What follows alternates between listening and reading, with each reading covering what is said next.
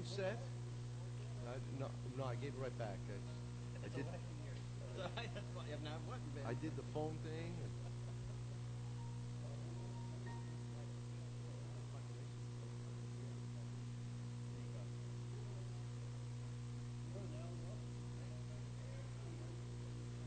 Morning.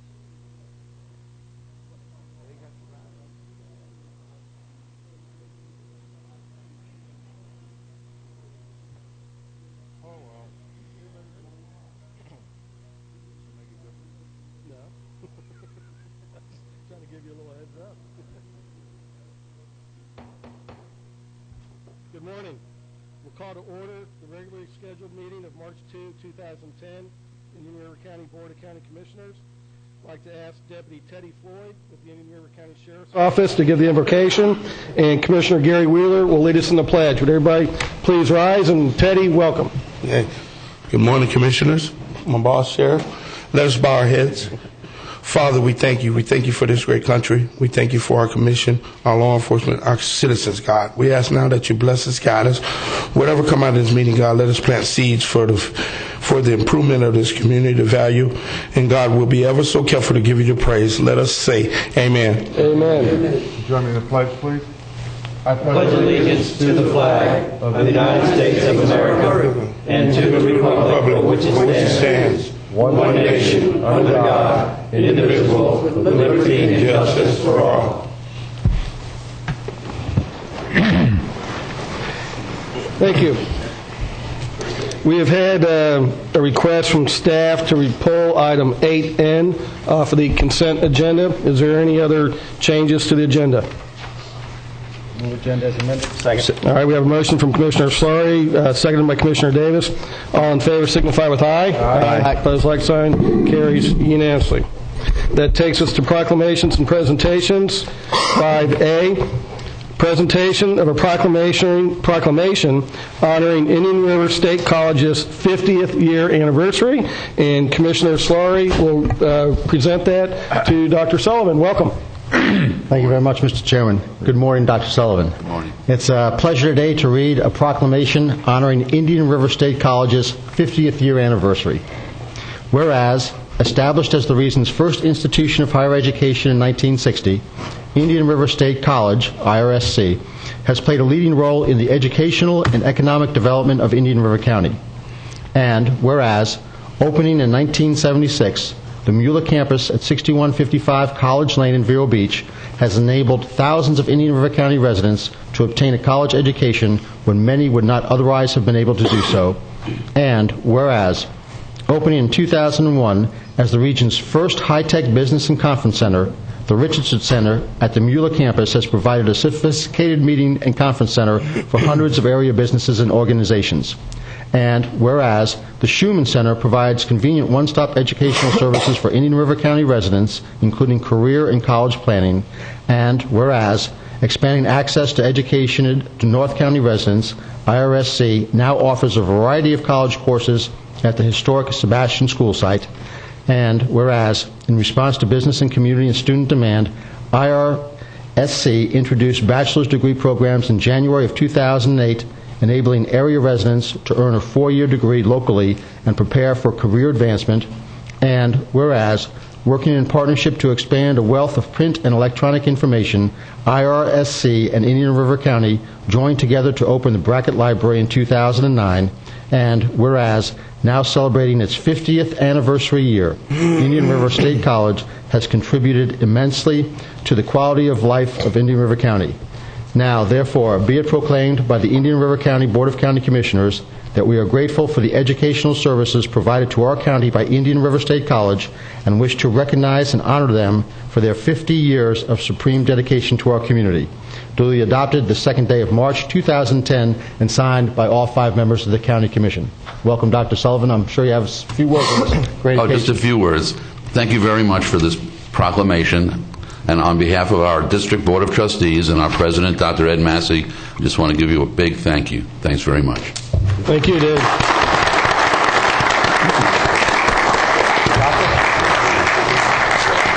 He's doing a wheelbarrow with you. He's doing all kinds of stuff here. David, it's you.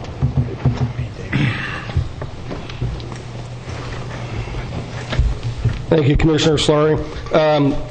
Our next item is a presentation of a proclamation honoring Helen McWilliam Glenn and Amelie Loy, the 2010 recipients of the annual Veterans Charity Ball Lifetime Achievement Award. Before Commissioner Fleischer presents this proclamation, I believe Rip Wheeler would like to make some comments first. Good morning. I'm Rip Wheeler. I'm the president of the Veterans Council. I'm joined this morning by the president of the Italian American Veterans Post number 3. We are the co-sponsors of this charity ball that was just mentioned, which will be taking place on Saturday, March 13th at the Surf Club Hotel on A1A in Indian River on the beach. We'd like to invite all of you, and we'll present you with a package with appropriate information in a minute, and the general viewing public to attend this and take advantage of the opportunity to honor these two great ladies that will be our annual honorees this year. Thank you very much for your time. We'll get on with the proclamation.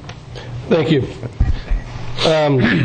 Amelie and Helen, would you like to come up to the podium? And Commissioner Fleischer will be presenting the proclamation. Thank you, Mr. Chairman. It's my distinct privilege and honor to present this proclamation to two ladies who need no introduction. As a matter of fact, this proclamation is brief, and if it had listed or accounted for all of your efforts collectively for veterans and the citizens of Indian River County, we would be here till about 6 p.m.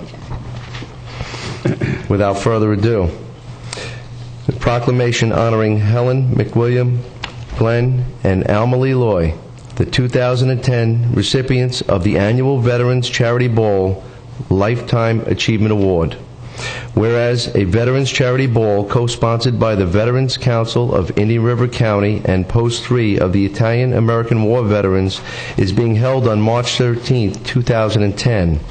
Whereas the purpose of the event is to raise funds for the purchase of a new handicap-accessible 25-passenger bus to transport Daly County veterans to the West Palm Beach VA Medical Center to receive medical care. And whereas, in addition to the fundraising purpose of the Veterans Charity Ball, it is the consensus of the veterans to honor citizens of Indian River County who have unselfishly dedicated their time and efforts towards the recognition of veterans, particularly in the developing a site where local veterans can gather to observe patriotic days such as Memorial Day, Veterans Day, and similar days of observance.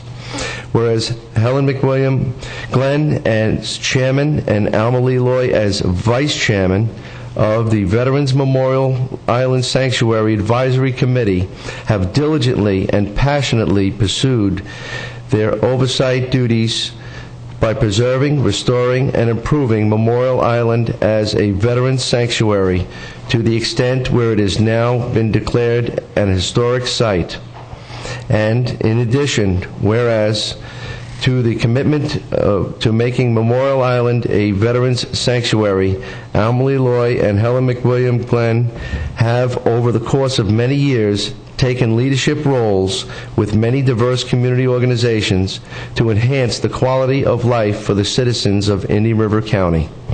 And whereas Amelie Loy and Helen McWilliam Glenn will each be presented with the Lifetime Achievement Award at the second annual Veterans Charity Ball on Saturday, March 13, 2010 at the Surf Club at Vero Beach. Now, therefore, be it proclaimed by the Indian River Board of County Commissioners that Saturday, March 13, 2010 be declared Amelie Loy and Helen McWilliam Glenn Day in Indian River County in recognition of their lifetime dedication to the community service in Indian River County. Duly adopted this second day of March 2010, signed by all 5 county commissioners. Ladies? First, Madam Chair. All right, thank you. As a lifelong resident of Indian River County, I really am honored to receive this proclamation. Over the years, there have been a great many projects that we worked on, but we worked on them with a great many wonderful people. And one very important one was our Veterans Memorial Island Sanctuary. I want to thank the County Commission and the people of Indian River County for supporting our veterans, all 20,000 of them. and to sincerely thank you for this honor. Thank you. Thank you. Likewise, it is certainly a pleasure to be here this morning, and especially with my good friend Helen Glenn. As she said, she's a native, and so am I. And this is our home. And this is where we enjoy working and helping to bring good things about. But I would like to say thank you specifically to the Board of County Commissioners. We really appreciate your support. The resolution is wonderful. It's overgenerous. However, the support that you all lend to the veterans and the veterans organizations in this community is marvelous. And we applaud you for doing that. Thank you so much. Thank you.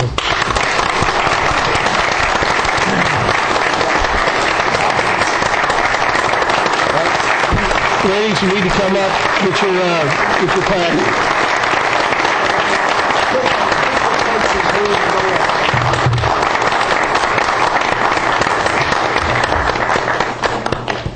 That's just what's almost as big as mine.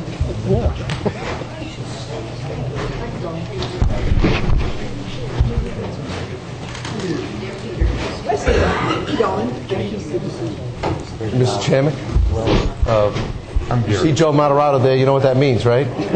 There's a camera on the other end. I'm Alan Black. How are you? I work Yeah.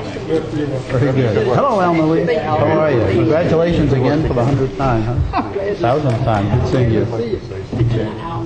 Oh, very good. How are you? Let's get a picture. Gentlemen, want to speak down?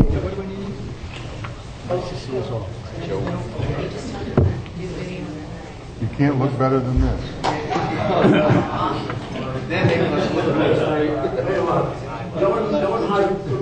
Yes, yes.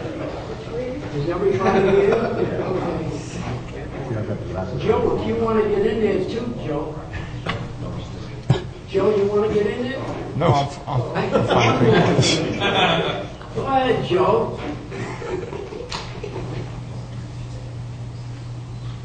Okay, thank you.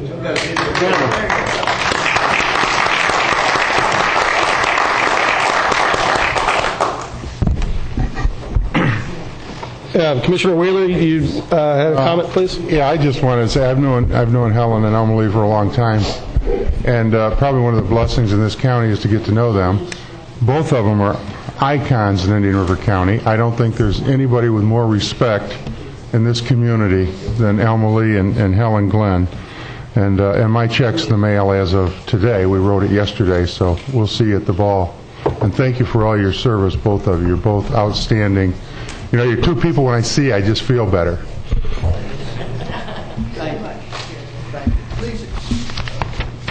Yeah, please excuse us. We got to go to City Hall. You're collecting more booty. Yeah, you're in good hands with Joe. Thank you very much, Chairman and Commissioner.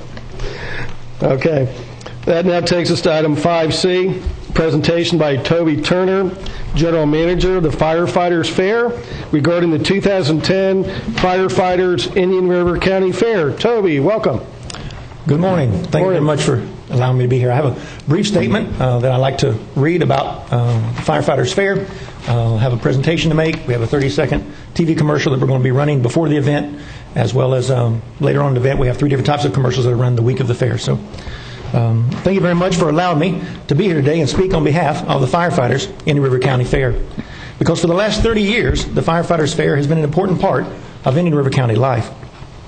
I am confident this year's event will be among the most memorable yet, as long as Mother Nature cooperates. Like other fairs in the area, we try to promote the best in agriculture, education, livestock, local entertainment, creative crafts, and of course fair food. Our attendance of visitors has been up and down over the years, whether it's economic conditions or the weather. We normally attract upwards of 50,000 fairgoers to this event, and many of them come as a youth who now return with their children as adults.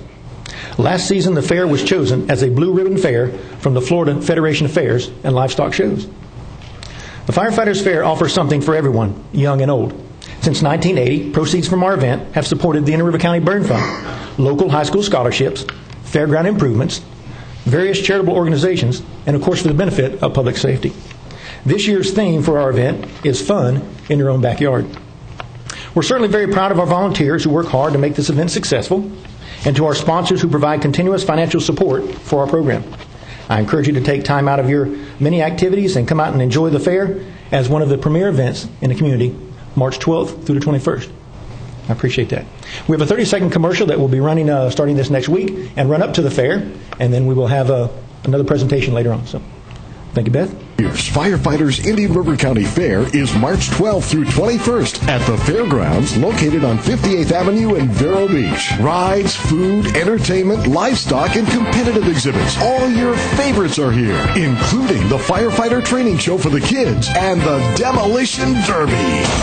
And new this year is the IGX Interactive Game Experience. A big Firefighters Fair thank you to our generous sponsors. Come out one. We'd love to see you.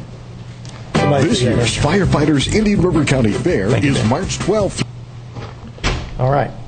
And of course, after our event starts, we'll have 3 different types of commercials that run on various stations and different advertisements that we do. And we certainly appreciate the involvement that the commissioners have given to us over the years for the fairgrounds. I'll be glad to entertain any questions that you might have about the fair, about the upcoming event, about the fairgrounds itself, how we work with other county departments. I have a little something I want to give to each of you and a presentation on behalf of the fair to the county employees. So, Toby, maybe you could tell everybody what some of the nonprofits that benefit from the proceeds from the fair. Well, of course, the reason we started the event in 1980, we as firefighters could see the problems that people had with burn injuries, transportation to and from medical facilities, the cost of medical treatment, and we thought, how can we, as citizens of this community too, help individuals?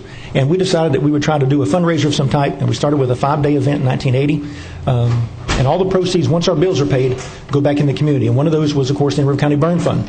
This last season alone, we probably spent $20,000 to $30,000 in area burn victims from fair proceeds. We have other things that we support, sick and relief fund for firefighters and their families, relief to help needy children in the community. We buy clothes, we buy shoes, school books and things to help them as they start.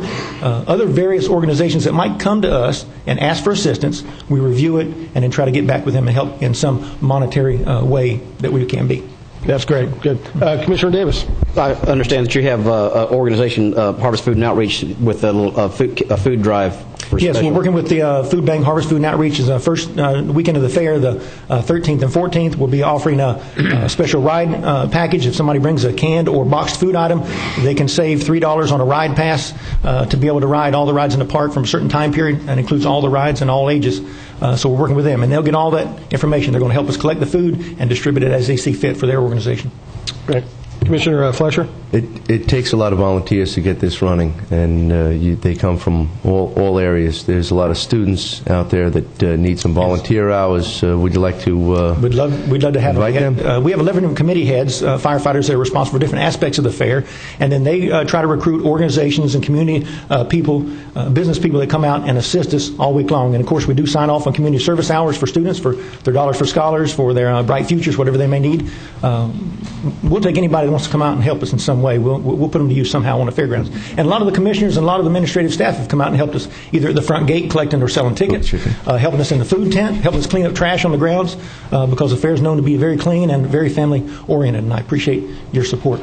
Is there a number that the volunteers can call just so we can flood the line? They can call 562-2974, and that's the fair office. Somebody will answer the phone and get back with them. They can also go to the Firefighters Fair website, firefightersfair.org, and all the information is up to date on there, and we'll be glad to entertain some help if somebody wants to help us in some way. Sounds great. So, thank you.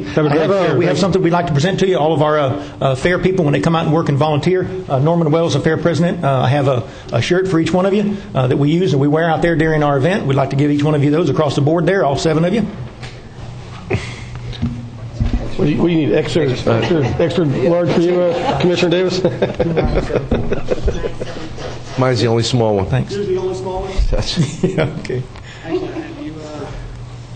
It says boys 1. We'll come back. Of course, we can exchange if it's a problem. Thank you. So.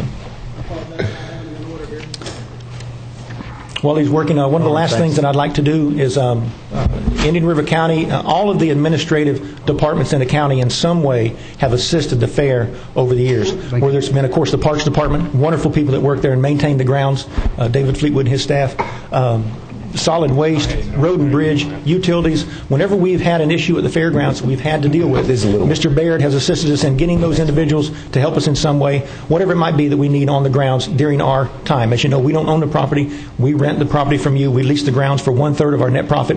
So whether we make a whole lot or we don't make a whole lot, we certainly try to do the right thing for the community. And I appreciate every committee and every department head and their employees coming out.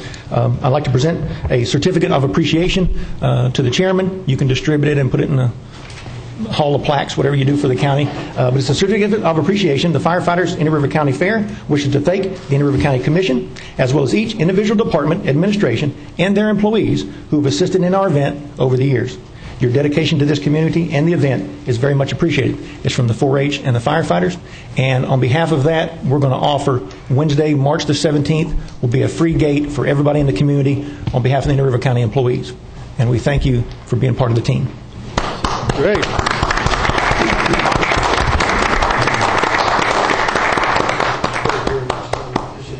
Very nice. Thank you. Thanks. Yeah, looks good. Firefighters and 4-H. Very good. Thank you, Toby. Enjoy your day. Thank you very much. We appreciate all that you guys do, and how that money goes back to the community is a bonus. That takes us to item 6, approval of the minutes of regular meeting of January 12, 2010. So move. And the 19th. Second. All right, we Commissioner Wheeler and second by Commissioner Slurry for the January 12th and January 19th. All in favor signify with aye. Aye. Opposed, like sign. Passes unanimously. Thank you. Informational items, moving on from there to consent. We approved everything on, I'm sorry, we didn't pull anything on consent except for item N. So, Move approval. move approval of consent. Does anybody wish to pull anything? I'll second that then. We have a motion from Commissioner Fletcher, seconded by myself to approve the consent agenda. No further discussion. All those in favor signify with aye. Aye. Opposed, like sign. Passes unanimously. 11:45. Nothing under constitutional officers. There's no public hearings. 10B, public discussion items. Request to speak from Joe Wiggins regarding sidewalk on 11th Street Southwest. I do not see Mr. Wiggins at this time, but I will reserve the agenda spot for him if he does show up a little bit later in the meeting. That takes us to County Administrator Matters, item 11A, Tea Party request for use of Holman Stadium facility, memorandum dated February 22, 2010. Mr. Beard? Yes, Commissioners. The Tea Party organization has requested the use of Holman Stadium, and in front of you is a copy of the standard lease that we do for nonprofits, 501c3s. It's up to your discretion whether you would like to approve or disapprove this. It's a community event, and as everyone well knows, it drew thousands of people at last time we had it at the front of our building here. Commissioners, any discussion? Commissioner Davis or Fletcher? Unless legal counsel has some things that need to object to or concerns about, I don't have a problem with it if it's available. Mr. Chair? Yeah, and then I'll get to you, Commissioner. Commissioner Fletcher? Yeah, precedence has been set by the Tea Party organization, and I just wanted to note that the event that took place here in front of the county administration building was stellar. It was well run. It was very peaceful. It was probably the most organized event that had occurred here in Indian River County. There was no incidents. Everyone expressed their views. It was a great collection of the citizens of Indian River County, unified for one cause, and there really was no concern for the amount of people that were here, although it might have been anticipated. So much so that my family was in Philadelphia and they signed in at a Tea Party function, and one of the organizers had seen the Vero Beach address, and they pointed out how well organized and founded the Vero Beach Tea Party efforts were. And I just wanted to make that note that it was a very, very well organized function, and I would invite it once again. Thank you. Commissioner Slurry. I actually have a couple problems with this. One is that our backup shows that to be eligible you have to be a not-for-profit Section 501c3 corporation, and I don't believe they are, so they don't fit our policy. But the second one is my W.C. Fields objection. W.C. Fields once said he wouldn't join a club that would have him, and I'd have to guess that, this is almost ironical on the part of the Tea Party, I'd guess they wouldn't vote for a politician that would support this. And basically, this is a subsidy for the Tea Party group. I mean, I applaud everything they do. I'm very happy with them. But to have the government go out and support it seems to be against what they stand for. And so I think there may be some irony in this, and I'll have to object to it. I just don't think it's appropriate for the government to be utilizing its assets in support of a group like this. Thank you, Commissioner Slurry. Mr. Plakowicz. Well, actually, I see Toby Hill has taken the podium. Maybe Mr. Hill has something to say. If that's all right, I would like Toby, to go ahead. Your name and address, please. All right. My name is Toby Hill. I am chairman of the Indian River Tea Party. We submitted this request based on the fact that the feelings in the American public continue, and they continue to grow with the dissatisfaction with the spending being done at the national level. We put this together to give the local citizens a voice, to let their voice also be heard with what we're seeing around the country. We had great success last year. I would like to point out that the Press Journal, it was Russ Lemon's column pointed us out as the event of the year in Indian River County. And we also got press afterwards that say we delivered on what we promised, which was a nonpartisan approach to the issues. That being said, we made this request based on the fact we anticipate a larger crowd, and we were busting at the seams here at the seat of county government. And so we are anticipating a larger crowd. We were looking for a different venue. We made application. It wasn't until the agenda came out that we actually saw the guidelines for Holman Stadium use. In there, it clearly states that you must be a 501c3, which we are not. So the Tea Party would like to withdraw its request for the use of Holman Stadium because we are clearly outside of those guidelines. We are not a 501c3. We are 501c6. Okay? Now, that is a committee for continuing existence. We are filing for tax-exempt status, which you can do under certain rules. However, as we stand here, we are outside the guidelines. Okay? Now, that being said, we would like to request that the county review these guidelines because we believe the intent is to understand that that facility is owned by the citizens of Indian River County. All of us who reside here pay taxes here. You have a policy of making it available 10 days a year for use. We applaud that policy. However, we do believe the guidelines as currently written are too narrow of focus and they exclude certain groups, which would serve a community good.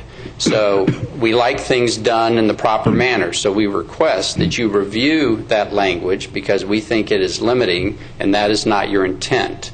We will find a different venue for this year's Tea Party. We intend to hold one on April 16th. We have our main speaker lined up, and quite frankly, we probably will be back at the feet of county government outside your front door. Mr. Chairman. Let me, Commissioner Wheeler, then Commissioner Davis. Yeah, I like the approach Toby's taking. In fact, I agree. The citizens have paid for this facility locally and with sales tax money. So I agree, and I would make a motion that we do review this. And in fact, with the time frame between now and then, there's a possibility that I think we could get this ordinance policy changed prior to the date of the Tea Party. Second. Mr. Chairman. Commissioner Davis. I'd just like to know Commissioner Solari's take on this building versus the government-owned building at Dodgertown. And with it being a taxpayer-owned facility, but leased back, I don't see a difference between the two. Well, one substantial difference is that we invite every citizen in the county to this building every day. It's not the same at Dodgertown. Dodgertown is a limited asset, and it's not open to the public regularly. Well, that's the biggest difference that I see. But again, this very county commission has in the past expressed the desire to limit the subsidies that the county supplies to different organizations, including 501c3 organizations. And I believe that this direction that the Tea Party wants us to go in actually reverses that. It's another very small move towards more government. And I actually thought that that's what the Tea Party was about, limiting government. And it seems like everybody wants to limit government until they want something from government. And that's why I have a real problem with this. I believe that this is a private sector activity. I applaud it. I support everything the Tea Party does. I feel better because it's there, but I don't think I want government involved in it. You know, once we have the Tea Party coming, then what do we say to the ACLU, the Republican Party, the Democrat Party, the NRA, any other group that wants to have a big event here? I just think that this is the government going down the wrong path. But I'm happy to give you one vote. As I'm I just have two comments, and I'll come back to Commissioner Davis. One is, and Joe, correct me if I'm wrong, but a lot of the other things where nonprofit asks, like for the use of a stage and things like that, the county does incur costs for overtime to move the stage, set it up, things like that. But if I remember our contract with minor league baseball, on these days the county can use it, whoever is using the facility is responsible for all costs that minor league baseball may incur, whatever. If it's set up, concession, ticket taking, the event user would have to cover all that. Is that correct? That's correct. I feel bad about this because this is basically my fault. They came and requested it. I didn't look at it close enough. Now, I have had a conversation with Craig Cowan about it. He's willing. The problem is our agreement with minor league baseball says that we get the free days. He's willing to expand that if you want. He thinks the Tea Party would be good to have it there. He doesn't have a problem with it. I talked to him last night. I put this on the agenda, and I told them I would without giving them all the facts. I feel bad that they're getting exposed here in the public when I should have actually done better work myself. And when I looked at it, I have talked to Craig. Craig says that he feels it was the intent, and they would be willing to allow it. Okay. And just my other comment. Toby, I have a little bit of the concerns that Commissioner Solari has. I know last year one of the featured speaker was Congressman Posey, which represented one party.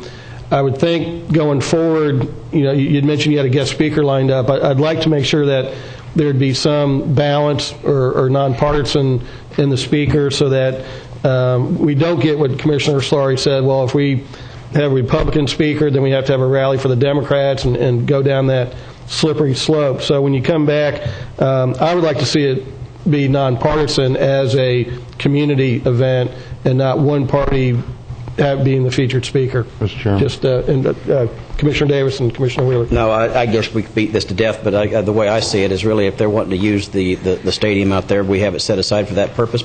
Their private industry would be bearing the brunt of that, not anybody other than the private industry of minor league baseball to be passed on to those using. And to me, this is heading in the right direction, not the wrong direction. And, of course, if you want to use this facility, it's here as well. I mean, they're all government-owned facilities, and we've reserved time set aside for public use if you so deem that appropriate. And good luck with it. Okay. Commissioner Wheeler? I would, if I understood what you were saying, Mr. Chairman, I disagree. I think that it's not one party over another party. It's one philosophy over another philosophy. And it's a conservative approach to government. And I think to open that up to say, well, because it's a Tea Party and it's nonpartisan, they should have both sides presented. I disagree. They're there for a specific purpose and a specific philosophy. And I see no need for them to invite anyone whose philosophy doesn't agree with where they're going, which is conservative and less less government, less spending. So, and I think it would be up to them also. I wouldn't request either. It's they're organized. They did a great job, and I went to the last one.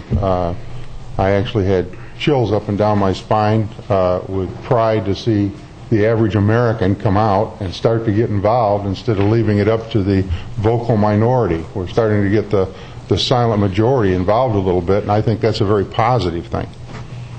Okay. Any other discussion up here? Toby, would you have anything else you'd like to add? Well, the only thing I would like to point out, the discussion that you're starting to enter into about whether or not you should change the language to open it up to broader is, that takes debate, and everybody's opinion should count, and you should do that, and you should have it and not rush it. And that is why we understand, that's why we're withdrawing our request, because we want it to go through the proper channels. We are strict constructionalists on the Constitution. We don't like it to be interpreted in anybody's way, so we don't want this interpreted. While we don't believe the language meets your intent, we encourage you to go back and discuss it and make the language meet your intent. And we encourage you to consider opening it up.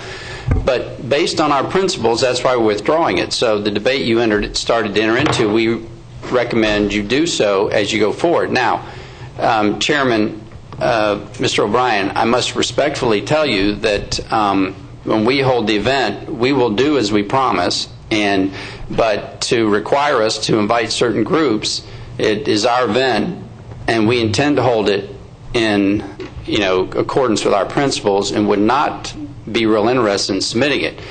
If you want to know what it's about, I'll tell you, and we'll hold that and then judge us and see if we do what we say we're going to do.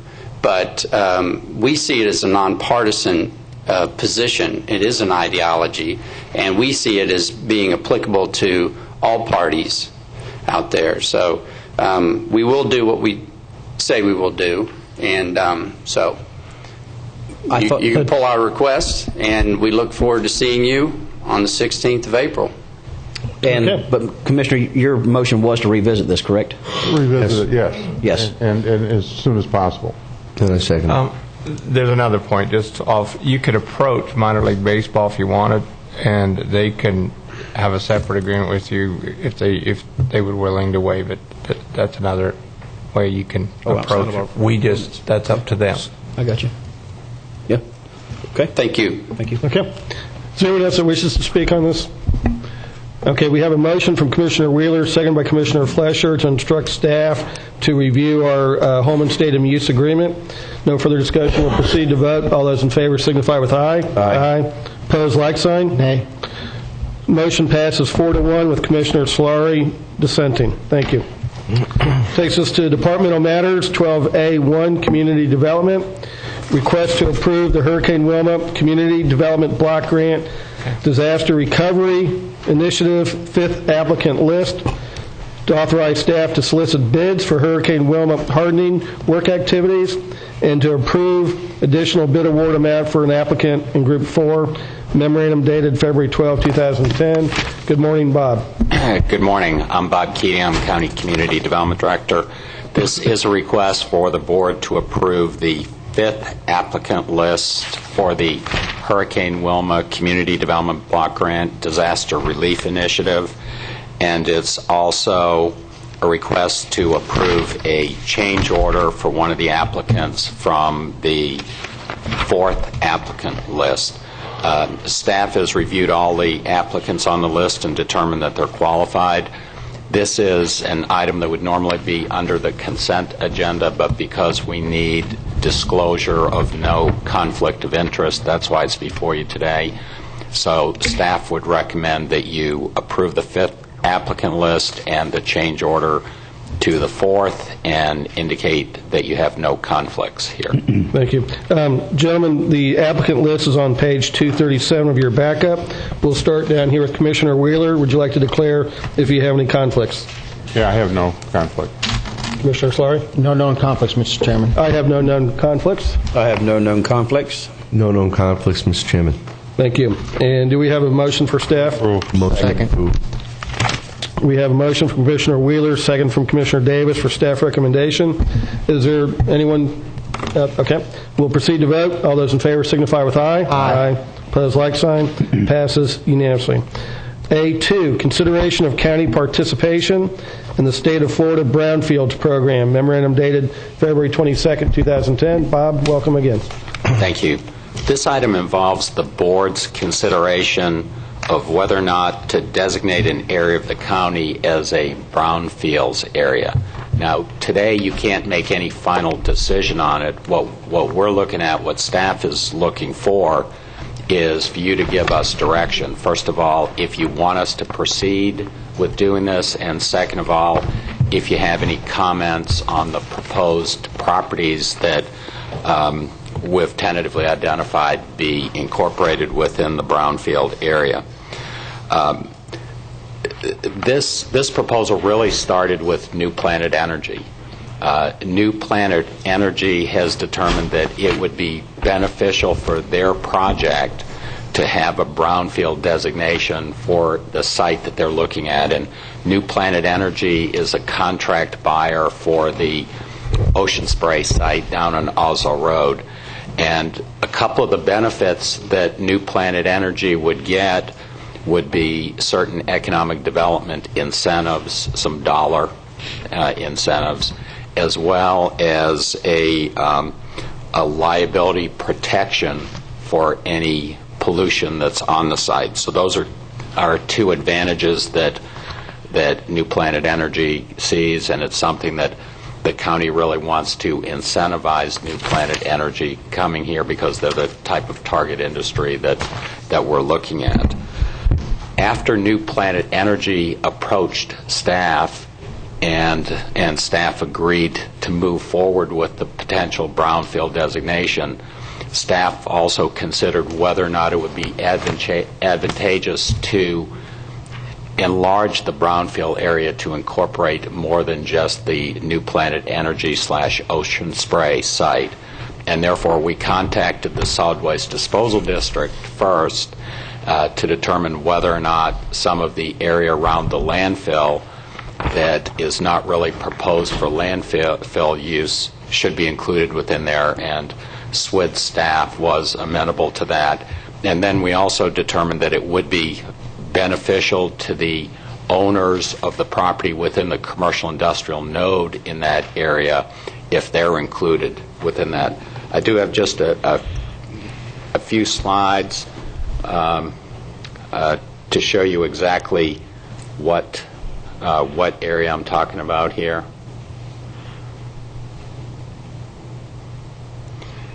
And actually this area is down right near Oslo Road and I-95. It's actually 74th Avenue and Oslo Road. As I said, New Planet Energy is a contract buyer for the Ocean Spray property that is at the southwest corner of 74th Avenue, Oslo Road. And if nothing else, we would have come to you requesting the brownfield designation on just that property based on New Planet Energy's request.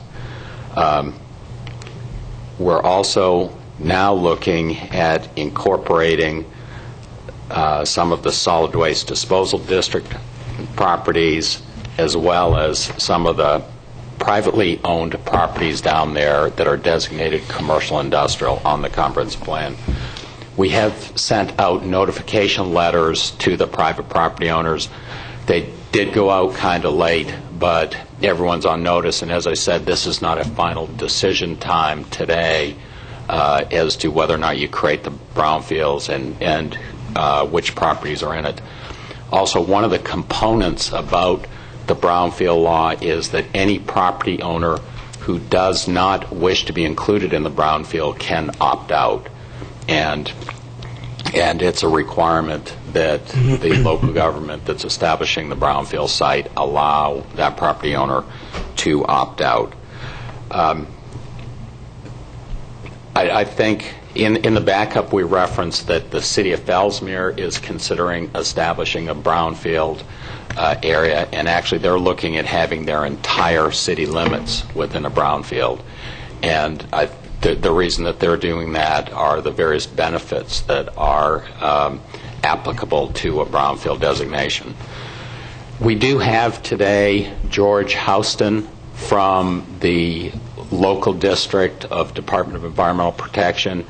He's actually the brownfields expert for our area, and we've asked him to come today to give a brief presentation and also answer any questions that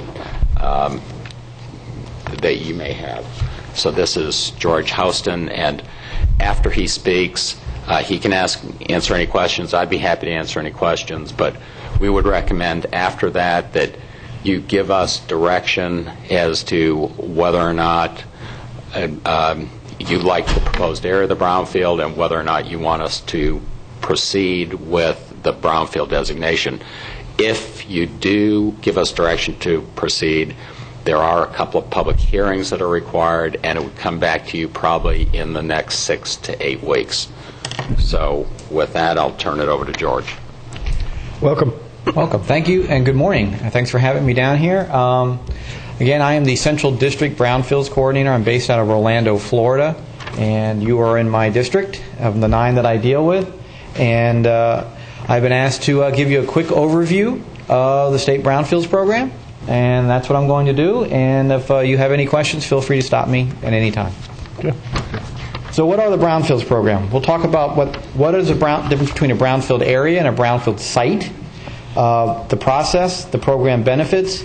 I'm going to skip over since you're not actually applying for a federal grant. There's EPA federal brownfield grant money. My program is more about tax credits and incentives, and some success stories real quick. So what are brownfields? It's almost anything. The state legislature 11 years ago passed this it's about economic development, community development, removal of stigma. It's basically a recycling of land economically, as well as if there is a contamination or perceived contamination to be there, how to get those parcels back to their full value. So a brownfield site, this is the federal and our state definition, and means any real property expansion, redevelopment, or reuse which may be complicated by actual or perceived environmental contamination. Why I stress actual or perceived, and this is what falls in this case. We all know sites, the parcels that we've been going by, Uncle Bob's, junkyard, and it's been lying fallow. No one wants to go there, but finally, someone on an economic type of site that position. In real estate, location, that has some value. And someone actually steps up and takes some soil and groundwater testing. And it turns out maybe not to be so bad. And then there's other parcels that have been vacant for maybe a generation or two. Someone buys them, and they actually have to do some soil and groundwater testing to get their bank loan, and they get an oh my God situation. This program is to help out in both of those cases. And in brownfield areas, which you all are talking about, means a continuous area of one or more brownfield sites, some of which may not be contaminated, and which has been designated by a local government by resolution. That means this is a voluntary program across the board. I cannot, as a state representative, the state cannot come in and make this resolution and tell you how you want your area to operate. It's yours. So what's the process? The first process is what we're saying, a brownfield area designation by local government. It can either be initiated by the local government in this case, or what we call the PERF busser, person responsible for brownfield site rehabilitation. I don't make up the acronym. And I'm only involved in the sense of talking about what it is. But the local resolution is passed by you all. There's some statutory requirements, and it makes some benefits available, which I'll get to. What we talk about when a local government's going to do it is, does it warrant economic development, reasonably focused, not overly large? What does that mean? That's defined by you. And potential interest in the private sector, and there's also for recreation and preservation in the brownfields program for that. If an individual comes in and asks for it, they should, if the property is dirty, that they're promising to clean up the whole site, not just the parcel, but what we call the whole contamination plume. They create a minimum of 5 new permanent jobs. It has to be consistent with your comp plan. If it isn't, we're not going to sign the agreement. It's got to be properly noticed, and make sure that it actually has a chance of actually working. So you identify that person, the perf busser, which can occur or before or after the designation of an area. And then once you have the area designated, they come and sign a brownfield site rehabilitation agreement with the state. That's me. And we can negotiate it, and it allows them for voluntary cleanup tax credit to offset their cleanup costs, because they're coming in and cleaning up someone else's mess. And this is what's in the agreement. The one I like to point out is Attachment D, Certification of Redevelopment Agreement. This actually comes from the local government saying that they agree with the proposed redevelopment that's going to happen there. If that's not in there, then the state will not sign a brownfield site rehabilitation agreement. And then we basically implement it. It's Chapter 62-785. It's basically make sure there's no surprises. Everyone knows how the cleanup's supposed to occur, and there's a schedule that we all agree to. And then eventually you get what from the state called the Site Rehabilitation Completion Order, SRCO, also used to be known as No Further Action. And basically we're saying now that the site is now considered clean and back to full value. So what's the benefits? Any parcel in a brownfield area gets economic incentives and loan guarantees. And we always talk about contacting Enterprise Florida early in the process, because you can get these incentives regardless whether your site's contaminated or not. One is a bonus refund for job creation, up to $2,500 per job. It's an 80-20 split. 80% comes from the state, $2,000. $500 comes, or 20% comes from the local government, and you do not have to do your part if you choose not to. But we always do ours. The loan guarantee program is 50% a loan guarantee for site rehabilitation. And if it's affordable housing or health care, we'll go up to 75%. And basically, it's a bridge loan. If a person can't get a normal loan from a bank, they can get a short-term loan from us so they can actually get that loan from the bank, and we guarantee it. And then there's sales use tax exemption for building materials for affordable housing projects. Any affordable housing project in our brownfield designation area, once the project gets a certificate of occupancy and 20% of its total project area, will refund all their building material sales tax in the check. All right, if you're a brownfield site, which means you have to be in an area and then you execute that brownfield site rehabilitation agreement, the BSRA, you get all the benefits of the brownfield area. Like I said, regulatory format clean work, dedicated staff, expedited technical review. That's me. If you ever had to deal with DEP, I'm actually a professional geologist by trade, not an economic development guy. So mostly, I'm always reading those technical documents. And if you're talking like South Gifford Road landfill, I'm actually that project manager too. Just so you know. And liability protection and voluntary cleanup tax credits. And we also have a memorandum of understanding with EPA. This is big for people coming in. If we say it's clean, you don't have to worry about the federal government coming in going, we don't care what the state says. You have to make us happy. They say if the state says it's clean, we agree. So what are the liability protections? And these are really big. For owners and redevelopers, one is further relief from liability once the site is cleaned up. In the past, if you cleaned up something and then you sold it, then maybe because we don't have, as I jokingly say, Mr. Spock's tricorder. Maybe you missed something. Hopefully we don't. They could actually be brought back in at some point in the future, which always caused a cloud and concern. Now, once they get that SRCO, that chain of liability is broken. They also have a limited third-party defense if the contamination leaves the parcel, which quite often happens. The adjacent property owner cannot sue for a faster cleanup or a more stringent cleanup. Now, they can still sue for damages, but it's going to be a hard sell because the person's coming in, cleaning up someone else's mess. The adjacent property owner can still do whatever they need to do to develop, and they're not going to be paying for the cleanup. We haven't had it happen yet.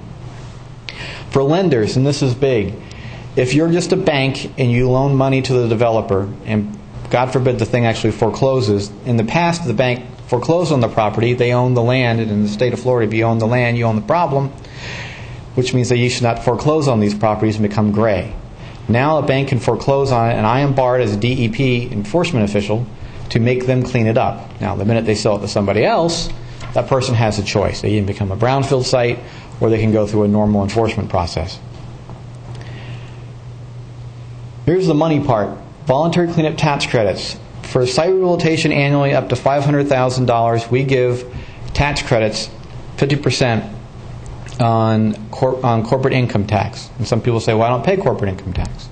This is actually kind of like a bond. You can sell them. There's actually, this is what the the people at New Planet Energy are looking into, because they do have some contamination there. Once it's cleaned up, they get a bonus for cleanup, SRCO, an extra 25% across the whole time they're cleaning it up. There's one for affordable housing and healthcare facility. If it's one of those, we're going to pay, if you're that type of development, all your site cleanup costs we're going to eventually refund to you in the sense of cleaning it up. And there's also a solid waste component. If it was an illegal landfill, not one that was permitted or anything like that, didn't take any tipping fees, but someone was just dumping stuff and you were trying to redevelopment, in addition to the cleanup costs, we will actually pay for the removal, transport, and disposal one time up to $500,000.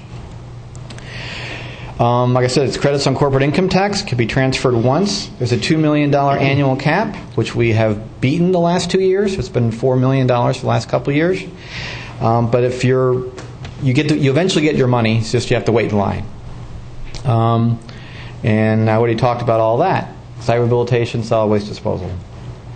Other tools, there's an SRP grant, State Response Program grant. Actually, Indian River used this for the Gifford Road landfill at one point. It's a block grant from EPA to the DEP. And that's for anyone can apply, but it usually goes counties, cities, nonprofits, Indian tribes, then private citizens.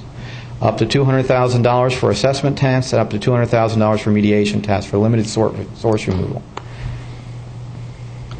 We also have a brownfield geoviewer. Every brownfield resolution and designation area and site is actually on a web base on our program on DEP's website, and they show up and they look like this. This is Orlando's, as you can see, it's fairly large, and developers are actually using these to try to find out where to put redevelopment at. Here's Melbourne's. They call it a MEAD, which, by the way, you can change the name.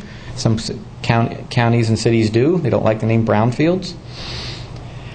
The current status of the program as of August, we had 230 statewide for over 174,000 acres. I can tell you we have more than that now, because in the Central District, in my 9 counties, it says 44 as of August, and since August we've done 6 more. So we're up to actually 50. And we executed now 24 brownfield sites in the Central District.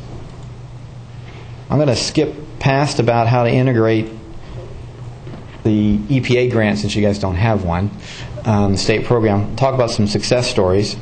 This is Paramore area in Orlando. It was in a CRA. It was also an enterprise zone and a brownfield area. It was a corner gas station. They had some underground storage tanks, groundwater contamination, petroleum contamination, and they put in affordable housing, and they got over $900,000 building material tax refund, plus the liability protection and the job bonus. Come on. Where aren't you going? It was a $64 million investment, mixed use, 266 apartments, plus also office space for Hughes Supply. This is White's Meat in Ocala, showing you how anything can be a potential brownfield problem. It was a meat packing cold storage plant. They had petroleum soil impacts. Fortunately, didn't have any groundwater. The city of Ocala was the developer. They bought the land and demolished the building and then sold it to Taylor Bean and Winokur, which is a mortgage company, if you're familiar with them. I mean, it's still a success story at the time. But you can say that at least the building looks better. Yeah.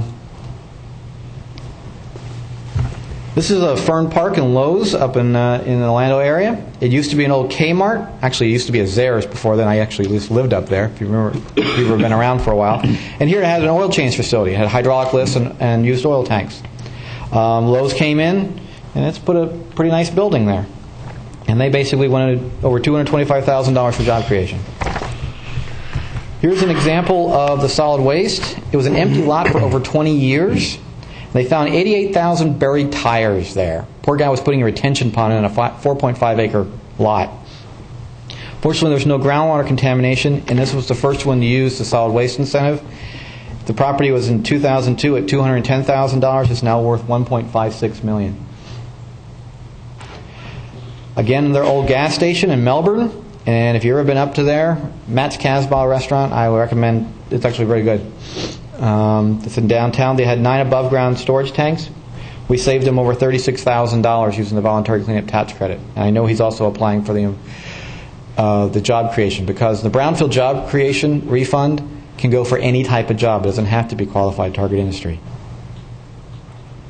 And that's pretty much my presentation in a nutshell. Thank you. Commissioners, any questions? I do. Just I do too.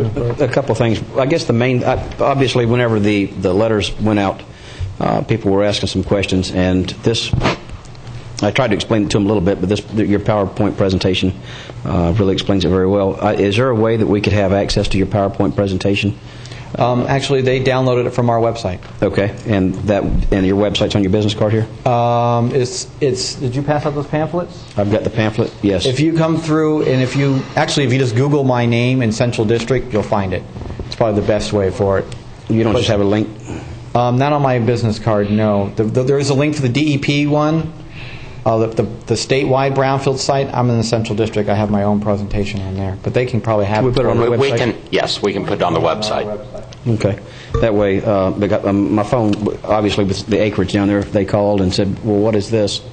And it's a little more in-depth, and I think that would be very helpful to kind of allay some of the fears and concerns. That's all. Good. Commissioner Wheeler? Yeah, I got a couple of questions, I guess. From what I heard you say, basically, there's a standard or an intent for what this is going to do, but basically you can put anything in it you want. So there really isn't any specific standard that says you got to meet this criteria. It's just that this criteria that's set can apply to any piece of property, just about it. It can apply to any piece of property that the local government wants to redevelop. And I think the intent of the legislature was to allow that flexibility. Okay, next question is of our staff, and I'll be back a couple of questions with you. How did you happen to pick the private property to the north of Oslo versus other properties further east, further west, further south? What was the criteria? As I said, we started with New Planet Energy when they approached us, and then we contacted SWID, and they were interested. And the criteria we used for the other properties was having a commercial industrial designation.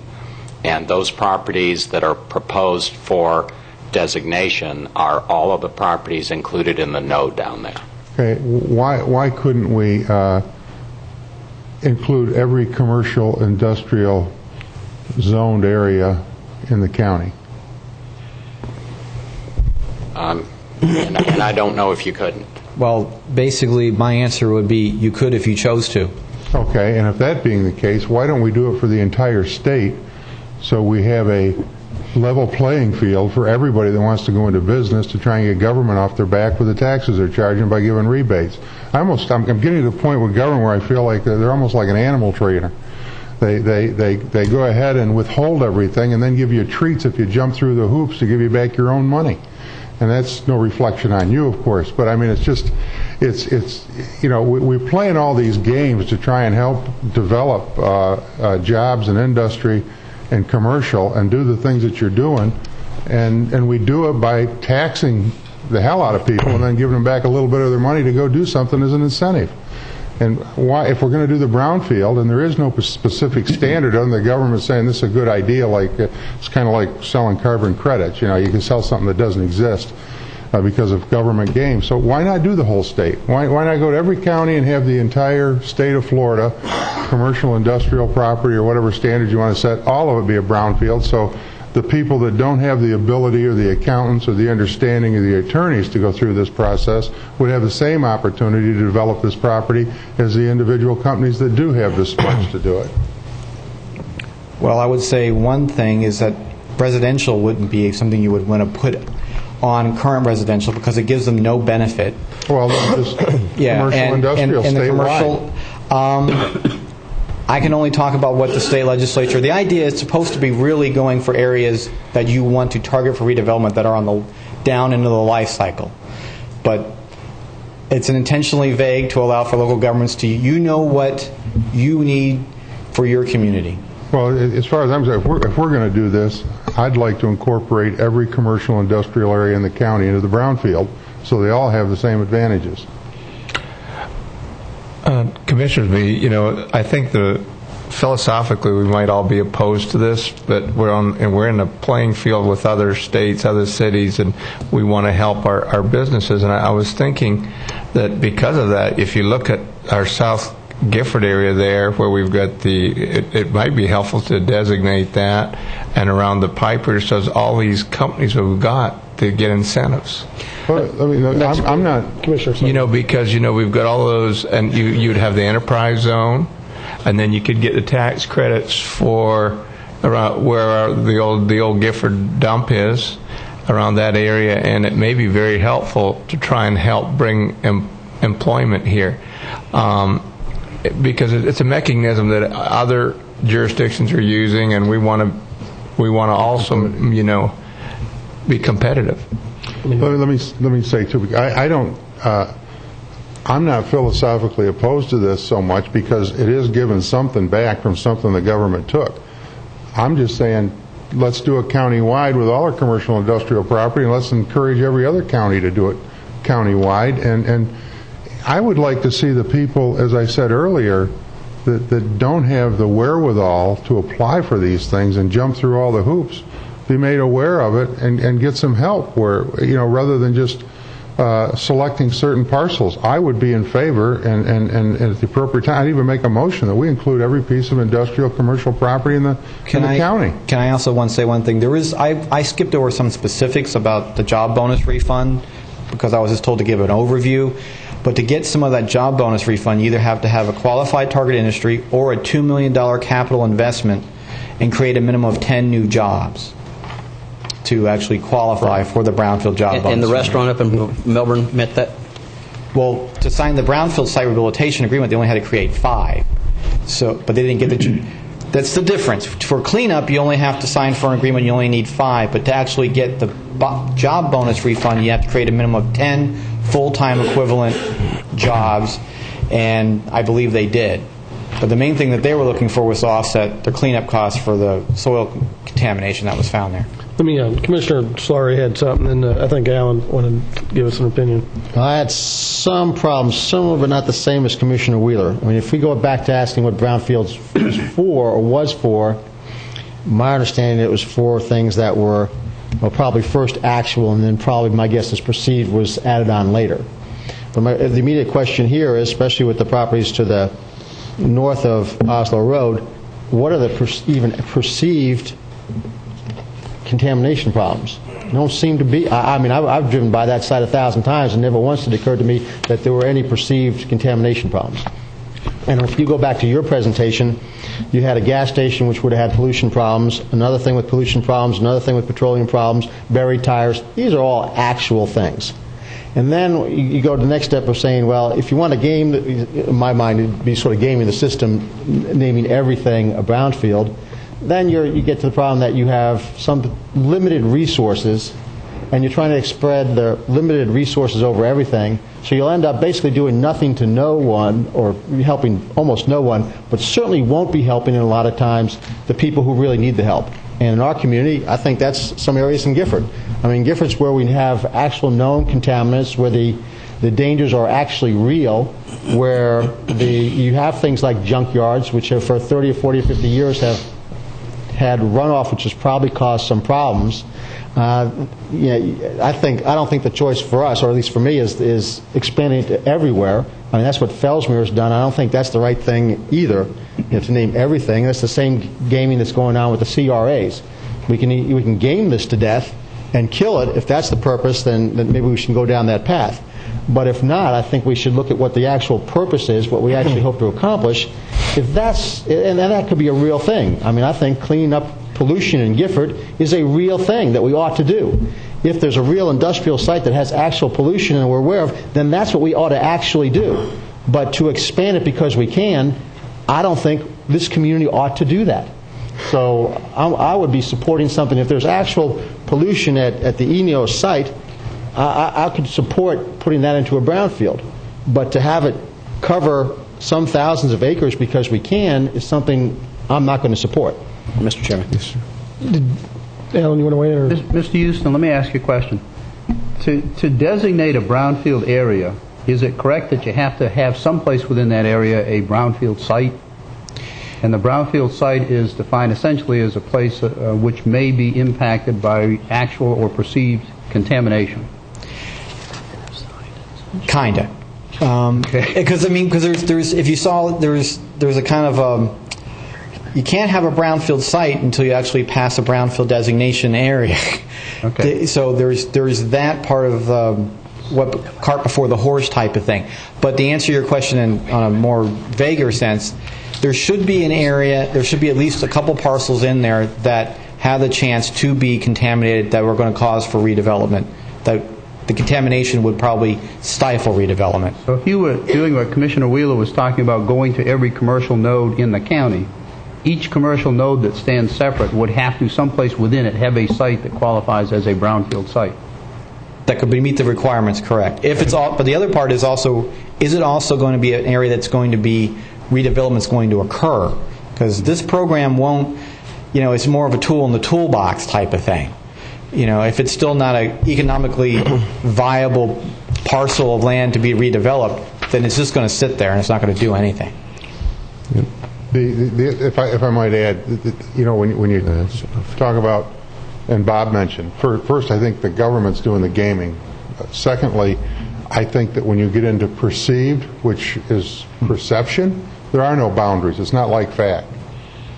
And so I'd like to address that if I could. Commissioner Davis? Interestingly enough, whenever you get ready, if you have an industrial piece of property, for example, we get ready to auction one, if there's been anything around it, we will urge the seller to get a Phase 1 just because of the perceived environmental contamination there that does affect the market. And so I understand what you're saying by the perceived side of it, but of course what you automatically have the ability to do in one's mind is to jump to everything is perceived. And I almost think that probably the proper way we should address this is maybe not on commercial, but at least industrial. Because if you have a piece of property, and I see George Hamner's packing house inside this. If you look at that, a packing house, you're not going to sell that piece of property without a Phase 1 if you're going to get conventional financing of any kind, because of the perceived contamination around an industrially used piece of property. So I follow the logic there, but to go commercial where you might have an office building, gas station I would. If you have a gas station, but when I say commercial, I'm on the other side of that, more of a professional office side of it. You don't have that perception unless there's a gas station adjacent to it that might have had a plume that leaked over into the other side. So I'd like to counter that just a little bit. I mean, the Hamner Packing House was built somewhere, I think, in the early 90s. And that was after a lot of the government put in a lot of requirements and restrictions. So if we're saying that there's a perceived impact or environmental impact on that property grave enough to make it matter and fall into a brownfield, then we're saying that the government regulations failed from that point on. And that, so I think we're going down the wrong path there, too. I don't follow your logic there, because you would get, your financial institution would require you to get. Well, you can get a Phase 1. Okay, maybe it's just a matter of policy where you want to have that line of where perceived gets to actionable. Well, and it wouldn't be just that. It would be also the potential contamination from ocean spray across 74th Avenue. I mean, you have all those issues to deal with whenever you're talking about looking at potential the brownfield site. And I'm not sure whether this is all a good thing or not just yet. But all I'm saying is for us to be harping on the perceived. I'm telling you, the perception is always real whenever you're starting with an industrially used piece of property immediately. How about ag? Ag, same way. You would not. I mean, you would go around the wells. And you would pull a Phase 1 around the wells. You would pull a Phase 1 around any fuel sites. That where you'd have tanks or any kind of chemical stored, before you would get conventional financing. It would be a requirement of the loan. Commissioner Fletcher? Thank you, Mr. Chairman. Having taken in-depth tours of the District 2 area as far as for brownfield sites, Julian Price and staff, we looked at many areas that need attention that qualify for brownfield funding. And what I'm hearing is to maybe make a broad-scale approach, maybe the entire county, maybe the state. The funding is not going to be there. And I think we have a responsibility to target the needs of the community. The sites in Gifford which we're all aware of, we've well discussed, are not obvious to the naked eye either. So you can drive past them hundreds of times and maybe see some of the sites, there is some collection of debris, but the true needs of the soil is way deep, too deep for us to identify. That's why we need the program. And I think the program is going to bode very well for the Gifford area and layered with other approaches and addressed so that we can return the commercial property to a commercial value and value for the citizens. And I don't believe by taking a program and saying it just needs to be applied all over, placing a tarp over our entire county is going to be a solution. I think we need to identify that there is some challenges here in this soil, and I'm concerned that if we did place a tarp over this entire county, that we would then in turn be creating more government, a lot more government, a lot more assessment, a lot more mechanism to get things done. And I believe that a targeted, isolated approach as we find new areas to look at more brownfield applications is the best approach. With that in mind, Bob, I'd like to ask you, as far as this particular outlined area that you have identified, are there any known concerns at this point? There are with the Ocean Spray site. New Planet Energy has done at least a phase 1 and identified some, they think, minor pollution around some of the wells there. So there actually is. I do want to make the point that currently the county is involved in 2 remediation efforts on conservation properties that we've purchased, the Shadowbrook property and the Jones's Pier property. So it's not unusual to have properties that you would not think would be contaminated to actually show up in a phase 1. And with Shadowbrook, it's actually involving going in and doing actual remediation. We hope we don't have to in Jones's Pier, but we're I think beyond a phase 2, there's more study. And in each case, the sellers actually escrowed a sufficient amount of money to take care of those costs. But I think that illustrates that there is pollution out there, even though you may not see it from just observing a property. Bob, how long? If I could make one more point, too. In this case, the catalyst for getting this started was New Planet Energy, and they are on kind of a tight time frame. They get more benefits if the brownfield designation is in place before they close on the property.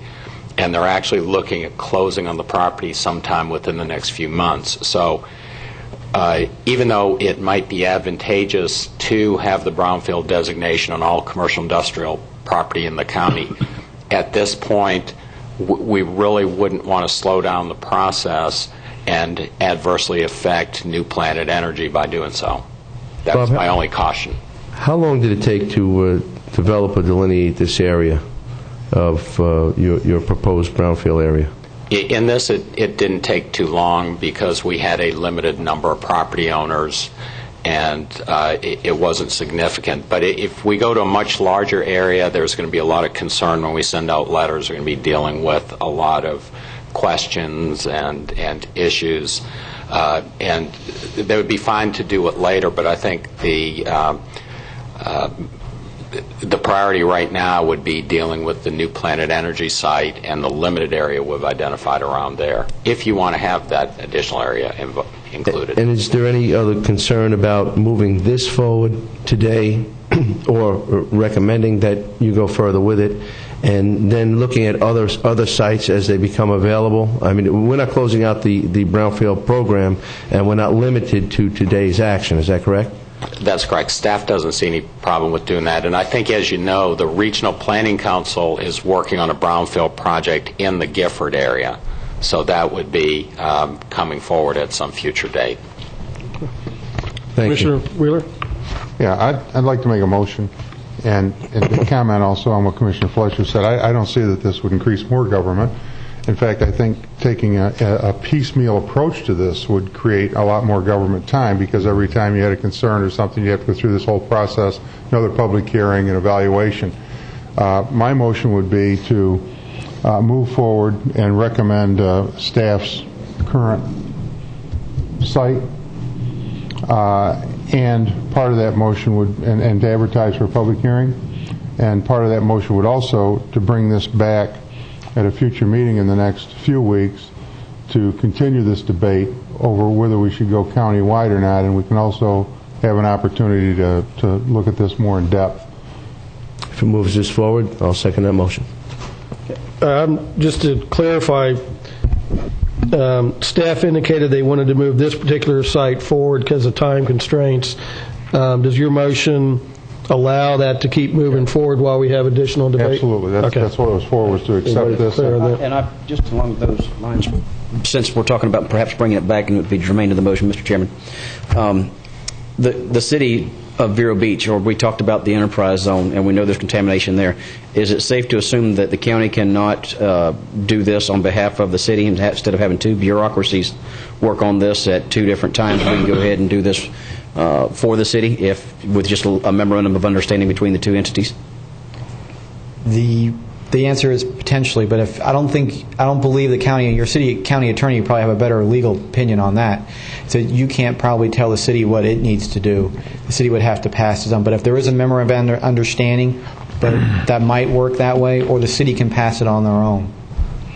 I mean, unless the city would like to do this on their own, but if we're going to go through this process, I'd be more than willing to welcome that to be a part of it, especially with it being an enterprise zone that we have around the airport and known contamination there. I think it would be appropriate for us to have one entity in charge and try to get that accomplished. And I don't know whether that would start with our county administrator to the city administrator or legal departments talking, but I guess that's for the public hearings we have in the future. Yeah, and like I said, I would actually have your attorney check the law because I'm not really, that part I'm not positive on. Okay. Wesley, I'm looking at the law right now, which starts off by saying a local government with jurisdiction over the brownfield area may start this process. Now, just looking at that sentence, I would assume that cities have it within the cities and counties have it within the counties, but that's just a preliminary thought. All right. Okay. Georgia, your name is spelled Houston. Did you, Bob, pronounce it Houston? Is that correct? That is correct. Okay, good.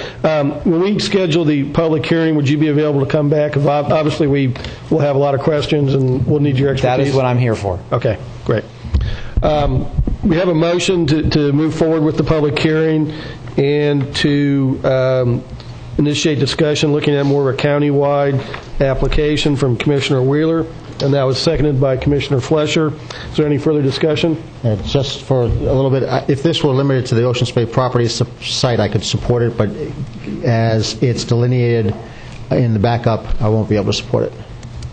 You don't? I'm not sure I understand. If it were limited to the Ocean Spray property site. Oh, but you don't want the whole site included? That's correct. I don't see any reason for it. It's much too large. It's incorporating things that I don't believe want to be part of this type of program. And so for that reason, I wouldn't support it if it were the entire piece. Okay. So noted. Thank you, Commissioner Slaughter. Is there anyone else from the audience that wishes to comment on this before we move to vote? Seeing none, we'll go ahead and proceed to vote. All those in favor, I'm sorry. Jillian, come on up. Sorry I was late in getting up. This is the same brownfield grant that the Treasure Coast Regional Planning Council just applied for? No. No, it's a different grant. It's just a designation at this point. But it hasn't been made yet, the designation. Is that correct? That's correct. Basically, it's to have a public hearing to move forward whether to designate it or not. So it's kind of just getting the process started. So this is to apply for an additional brownfield grant? Well, it would be an additional brownfield area designation running either parallel or on the same path as the Treasure Coast Regional Planning Council application. But at this point, the motion is only to have a public hearing to make that determination. We're not taking formal action on the site today, just to move it forward to a public hearing to further discuss. It's the same pot of money, though. It's from the same pot of money. Hi. No, actually, it's not. The brownfield grant is from EPA. This is the state brownfields program. It's a completely separate program. They can work together, but it has nothing to do with the Treasure Coast brownfield grant.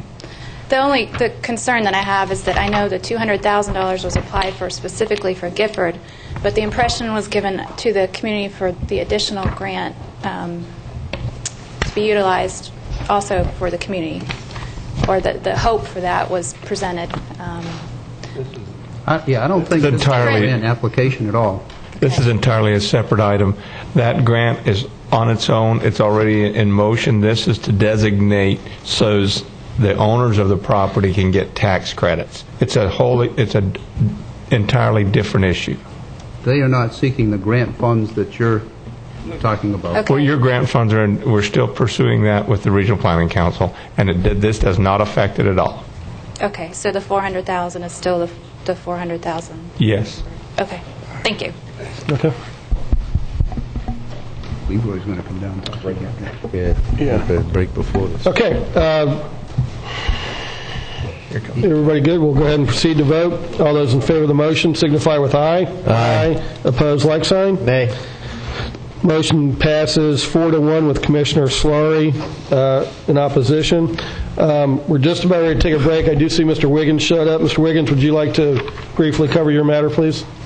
Thank you. George, thank you. And staff will let you know when the next that public hearing is scheduled. Nice to meet you all. Thank you.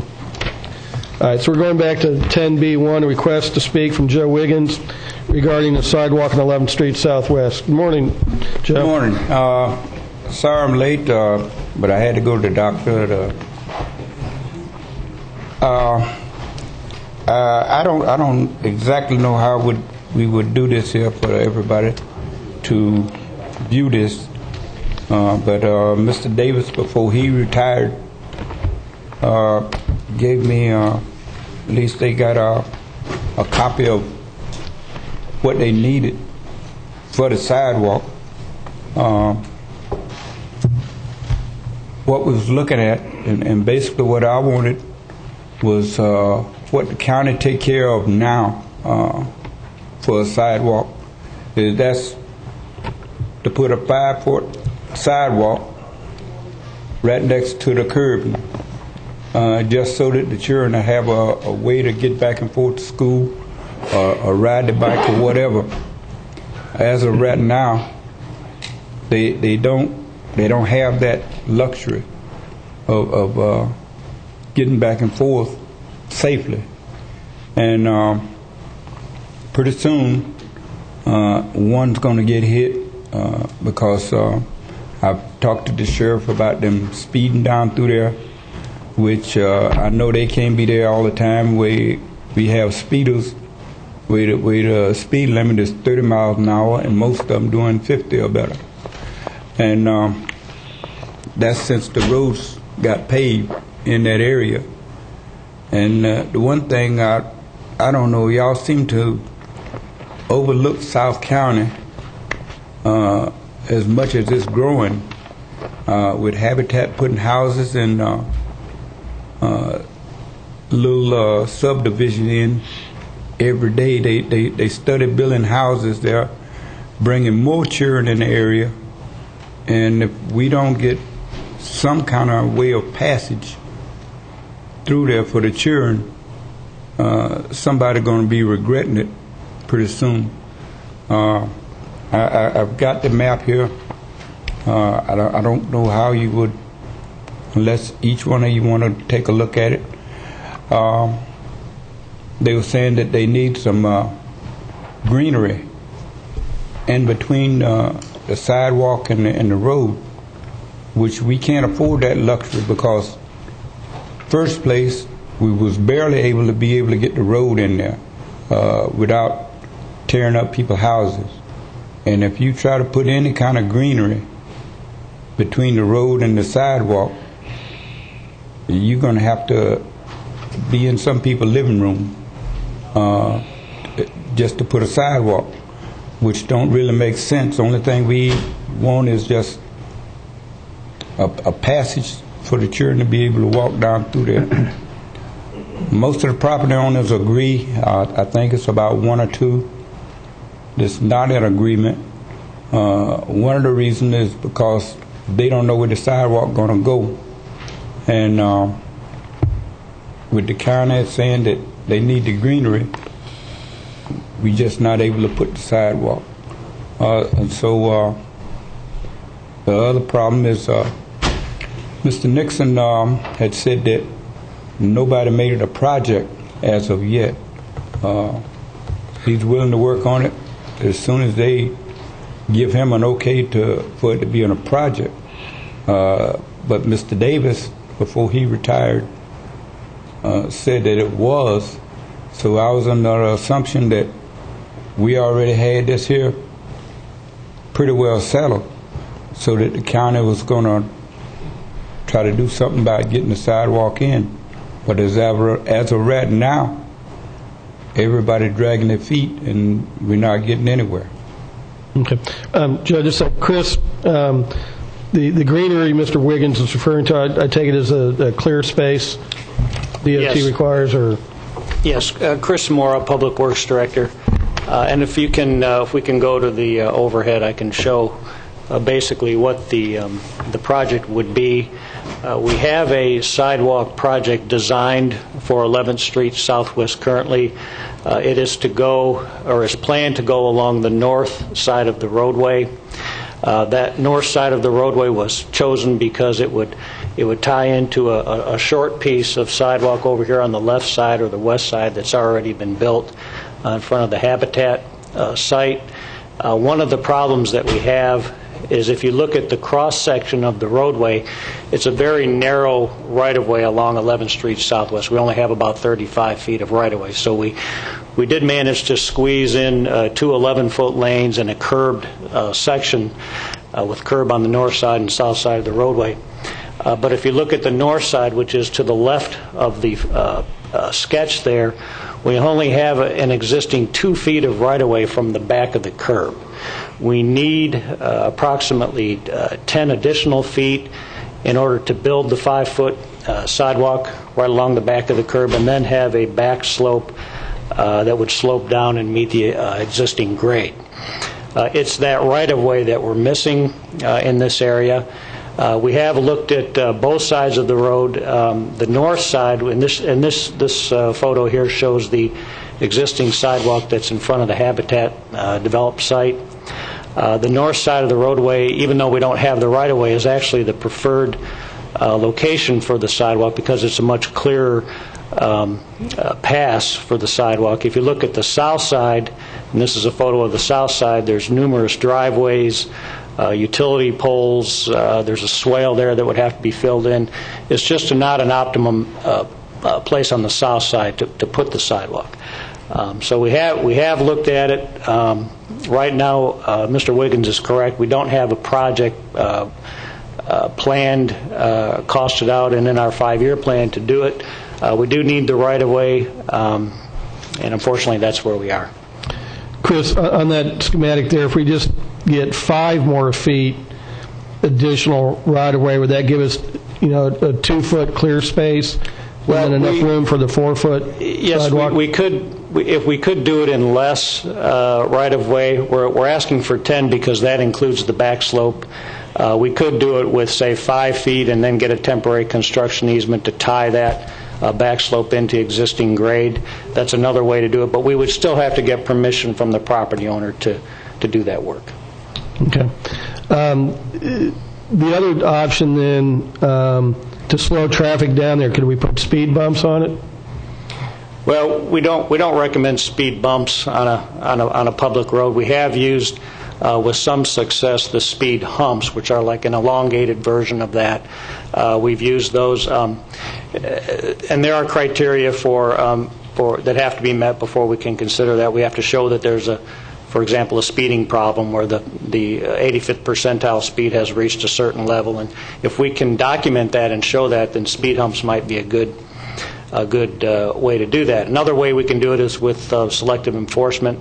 Have the existing 30-mile-an-hour speed limit enforced much more than it is today. So there's options for us to knock the speed down also. Okay. I guess what maybe I'd like to see here is go back to the residents along the north side there and see if they would give us a 5-foot additional right-of-way and then 5 feet of temporary construction easement and allow us to get the sidewalk in with only the 2-foot clear space. Right, and that's something we can do. One thing that has happened, and this has to do with the pedestrian pedestrians in the area. With the possibility of Thompson Elementary closing, we may not have the pedestrian movement along there that we have had in the past, but we can certainly approach the property owners along there and look for the additional right-of-way and temporary construction easements. Mr. Chairman. Commissioner Davis? On the flip side of that, it could quite possibly be worse with children walking to a bus stop before it's daylight and standing in large groups in an area where there's not room to stand. And so I really think that for us to try to find something here, and knowing the area, I understand what you're talking about, Mr. Wiggins. And I don't know, through the MPO, we did a trips to school sidewalk. Safe sidewalks. Safe routes to school. I don't remember the cute acronym, but I'm sure there's one. But this may be a candidate for that, too, in the event that we need to be able to move this thing forward. Okay. Well, I can't make a motion, but I'd like to have staff look at doing a 5-foot right-of-way and a 5-foot temporary construction easement. If you want that. Thank you, Commissioner Wheeler, and I'll second that. Any further discussion? Seeing none, we'll proceed to vote. All those in favor signify with aye. Aye. Opposed, like sign. Motion passes unanimously. All right, Joe, we'll have staff working on that, and we'll try to move this forward, okay? Okay, I appreciate it because I'd hate to see stuff happening like what's happening down Palm Beach way children just trying to get to school and they don't do something about it until afterwards, after someone's hit. That's what we're trying to avoid. Appreciate you bringing this to our attention, and we'll keep working on it. Thank you. You're welcome. With that, we're going to take a 10-minute break, and we'll come back at, let's say, 10:45.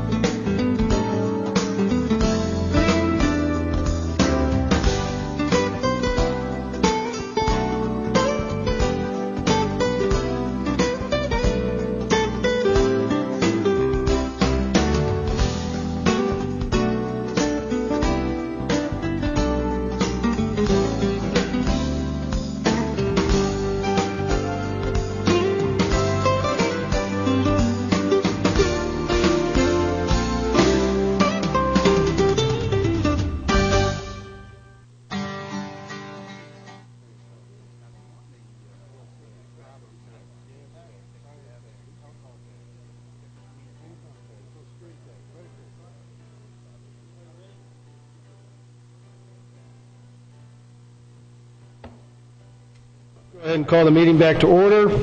We just finished up with 12A, Community Development.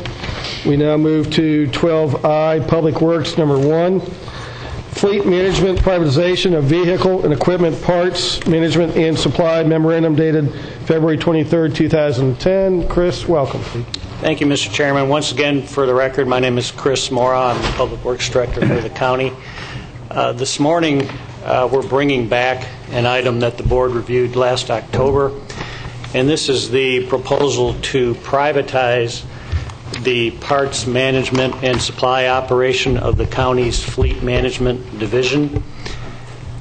If the board recalls, back in October of last year, we went through the RFP process, and the board considered a proposal from NAPA and their local franchisee, Indian River Auto Parts, LLC, to privatize the county fleet parts management and supply. For the board's information, NAPA at the time was the only company that responded to the request for proposals for this project. At the time, county staff looked at NAPA's proposal, and we determined that if their proposal was implemented, the county's annual parts expenses would rise anywhere between 9 and 25%.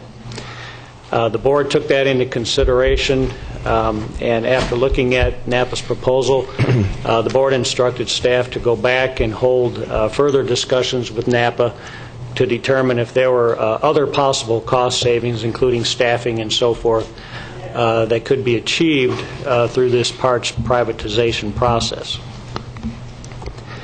Staff followed up. After the board meeting, we met with NAPA's representatives on October 23rd. And in order to get past these issues of communications and so forth, we agreed to a 7-step plan of action. The first step, and to back up a little bit, when we analyzed NAPA's first parts proposal, we looked at a set of standard parts that we routinely purchase as we're working on vehicles and equipment. NAPA felt that parts list was somewhat narrow and wanted it to be expanded. We did that. In fact, we included 25 additional parts on that list in addition to the ones that we already had. And we also added parts for heavy equipment, trucks, and so forth, trying to make the list a little more encompassing. NAPA also wanted us to include, beyond the parts ID number, they wanted us to include the typical application that part would be used on. For example, if it's a light-duty pickup application, we would list the year, make, and model of the vehicle. Once we developed that list, we were going to then submit that to NAPA, and they would give us contract prices on all of those additional parts. With their proposal, they had proposed to charge us cost plus 10%, so it was a flat percentage above their cost. And they once we put that list together, we submitted that to NAPA, and they did respond with contract prices on all of the parts on our list. We also requested that NAPA, in order to back up that information, we wanted to see contract prices that NAPA had given to other cities and counties where they ran an in-house parts operation like they were proposing to do here. And they did that. They supplied us with parts pricing for operations that they have in Hillsborough County and also in Polk County. The county followed up and verified those prices. We did find that they were comparable prices to the parts that they were parts prices that they were giving us. We put those all into a spreadsheet, which is in your backup, and we compared their contract prices with prices that we're currently getting from other vendors that supply to us, CarQuest and some of the dealers and so forth. We also promised to visit an in-house NAPA parts operation. Jason and I both did that. We drove to their location in Bartow, which is in Polk County. We visited that parts operation. It was a very, very well-run and efficient operation. Admittedly, it's a much larger operation than what we have. We have about 700, 750 vehicles and pieces of equipment. Polk County has about close to 2,400. We have one central area. They have a central garage plus 9 satellite garages, and they also maintain vehicles for some of the cities within Polk County. They also take care of, say, the city of Lake Wales. So they're a much larger operation than what we have. And then the final step, of course, would be to bring that proposal, once it's all finalized, back to the board with the new contract prices, and that's why we're here today. As I mentioned, County and Napa, we worked on that 7-step action plan. It's now been completed. We've got the Napa's new proposed contract prices. They're included in Attachment 1, which is pages 246 through 249 of your packet. We also compared staffing costs. Attachment 1 is the parts prices. Attachment 2 is the staffing costs for this proposal. That's on pages 250 to 251 of your backup. The results were fairly similar to the last time. Their prices came down a little bit, so instead of between a 9 and a 25% increase, it's between a 9 and a 19% increase over our current parts operation, which is to shop around. So we still feel that they're more expensive on the parts prices. And then as far as the staff cost comparison, and Jason will probably go into that a little bit, we feel that it's pretty much a wash with the staffing, although we feel that our current staffing with the parts clerk and the operation that we have is about 1.5% lower than the staffing proposal that Napa has brought forward. And that's shown in Attachment 2. Finally, the results are that pretty much similar to last time. We feel that if this parts acquisition proposal from Napa were to be implemented, our parts costs, our parts budget would rise from about $500,000 per year currently, would go up to between $545,000 and $600,000 per year. And again, the staff savings would be negligible because they're pretty much the same. The alternatives that the board has is, number one, to keep the current county-run parts management and supply operation, the shop-around operation that we have now. Alternative number 2 would be to privatize the parts management and supply operation and award the project to Napa. If that were done, staff would go ahead and prepare a contract and bring that back to the board for board consideration. And then once that was approved, we would dismantle the current county-run operation. Staff's recommendation is the same as last time. We feel that the current county-run parts management and supply operation is the best for our smaller county operation, and we feel that that's the best system, and we'd like to keep that in place. And with that, we're here to answer any questions. Is there a question to staff? Commissioner Fletcher?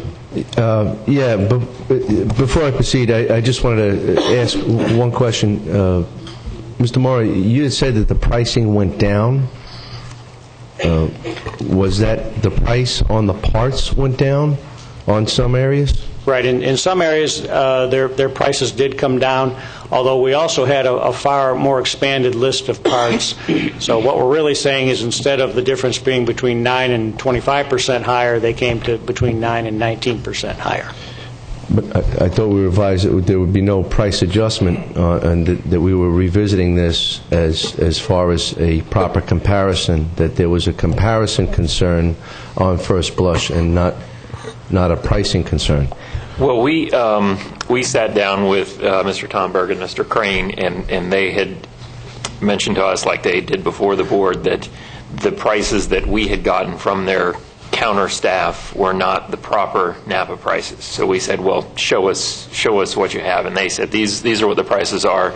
And then they did provide that information. I think Chris covered it in his presentation earlier, that Hillsborough County and Polk County were paying those same prices for those parts. So we were able to verify that. So we did make an adjustment to their initial, which brought their parts down roughly about 10% from the initial cost that was there for the original list of the 39 parts. When we added the additional 25 parts, however, the end result was about the same. It was about 9% to 19% higher than we had, which was similar to the first analysis. Well, my stance is the same as it was in the previous session. I don't see a reason to change and privatization is a tough sell with me in any accord, and a tremendous value for the citizens would have to be exemplified. It would have to be a titanium reduction, not just a slight reduction. Because I think there's a tremendous benefit of having the type of service that we had and we have here in Indian River County. We're talking about a 21-year veteran who's been working in that environment in a variety of ways, but in his current capacity, I believe that, and sitting with him, watching how he analyzes the cost factors and the parts availability, I think we're very fortunate to have what we have intact now. It exemplifies the free enterprise system. It's a free market, and the competitive value of the several locations that are available. We do enjoy a tremendous privilege of getting the best prices and having those parts delivered very rapidly. I've seen parts delivered to our site within hours of request, and I don't think there's any great delay in the repairs. One of the discussions was inventory, and that this new system and that could reduce our inventory. I looked at our inventory. It's extremely low.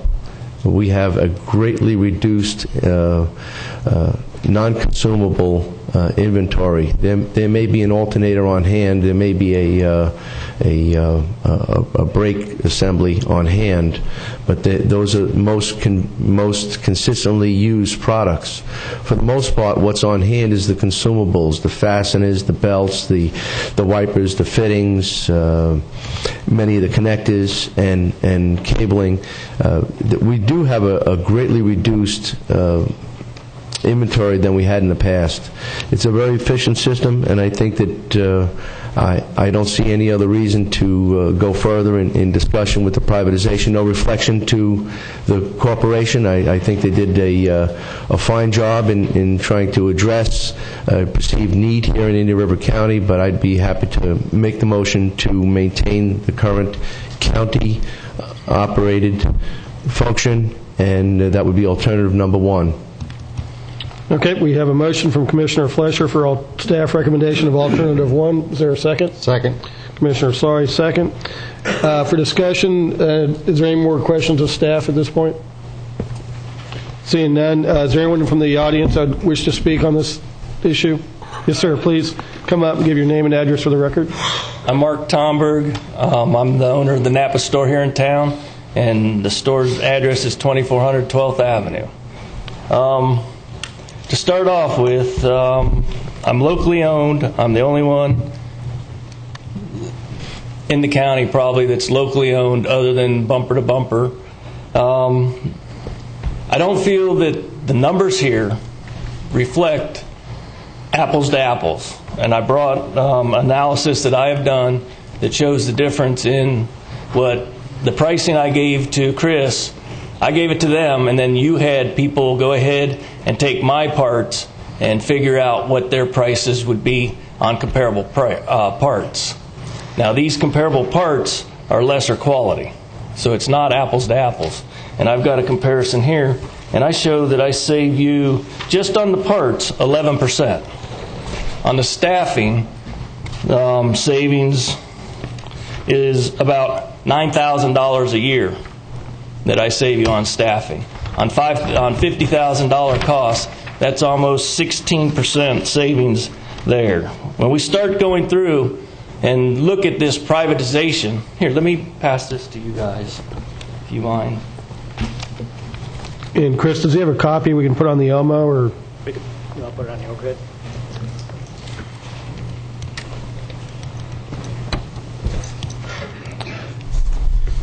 This is different from the attachment. This is the attachment with my workmanship comparing apples to apples. Okay. Thank you.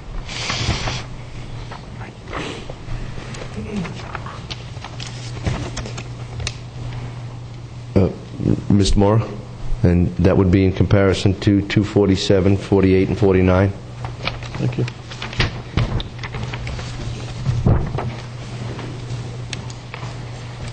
And do you have a copy to compare? Yes. Okay, and I've brought my Napa representatives that can address quality of parts, equal parts, things like that, so that I may not have the expertise to tell you that, hey, this alternator is the same as that, but I have gentlemen here in the audience that can tell you exactly apples to apples what we have here. Did you want to go line item per line item, or did you want to look at the... Mr. Chairman? Commissioner Davis? If I could, Mark. I understand to a certain extent what you're saying about the, for example, brake pads. We probably have three different levels of brake pads as far as quality goes on, and I've kind of followed that and bought brake pads accordingly. But on an alternator or on a radiator, how, or a light bulb, I mean, on those things, it would seem to me that the manufacturer would manufacture a whole bunch of those and just put whether it's GE or Sylvania or... Well, there's no light bulbs on here, but as far as alternators, Tommy, come up and talk about alternators. This is my Napa rep. Well, there is Tommy a bulb Glazer. right here about fourth one down. I'm assuming that was a light bulb. Well, there's different quality of bulbs. I mean, there's Wagner's and stuff, and then there's an ABG that we could buy for like pennies. The question is, what kind of quality do you want to use in your vehicles? And the quality that we've been providing. But Tommy can give you information on alternators. The alternators and radiators. Okay. Good. I can address the alternators. I'm Tom Glazer, manufacturer's rep. As far as the alternators go, we have an engineering staff.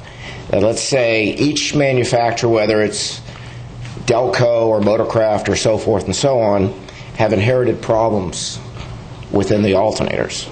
Like, let's say Ford has, for a period of about 10 years, they used solder to connect some of the components inside. When the car is at an idle, or the truck or whatever, what happens is that gets very hot and it melts. What we've done is we went back to that, and instead of using solder, we weld it to make that unit last longer. Another example would be on GM. Some of the Delco models, they used a smaller bearing from the factory on the rear of the alternator. What we did is we re-engineered it and put a grade 5 wider bearing in it so it lasts longer. Therefore, the cost may be a little bit more, but it's going to last twice as long. Let me ask you this then, Mr. Chairman, if I may continue. So whenever Napa buys their alternators, yes, they buy them from the Napa alternator factory. What we do is we have a manufacturer that our engineers work with to meet the Napa specifications for what we're looking for on that vehicle. Since 1936, we've had our own remanufacturing plant, and also we have... Did you have a question? No, go ahead. Okay. In five states in the United States, but we also work with other companies as well, such as our new units. We have 100% new units, but we have specifications that we ask for to be built into those units. And so would your competition be able to purchase alternators, maybe not your re-engineered ones or anything, but do those alternators not come from the same plant?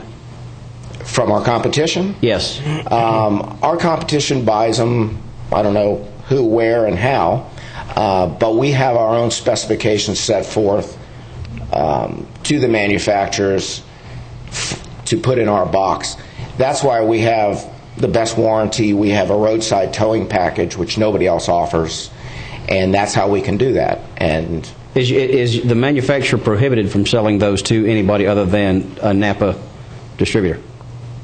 I'm just trying to get my mind around it because sure. I believe me, I know there's some things that you can buy at Lowe's that don't hold up as long as others, and it has to do with quality. So I understand what you're saying. Right. But what I'm trying to figure out is whenever our parts guy calls and orders an alternator, are we getting an inferior or depth for sure or superior for sure from you or anybody else? And the only way I would know that is, for example, if you order an alternator for an F-250 or any kind of Power Stroke, you have the opportunity to, is it the ambulance package? It's got a bigger alternator on it, and it's more stout, of course, costs a lot more money. Sure. But sure. So, I mean, are we asking for those specific grade of products throughout this, or did we do that? And I don't know. No.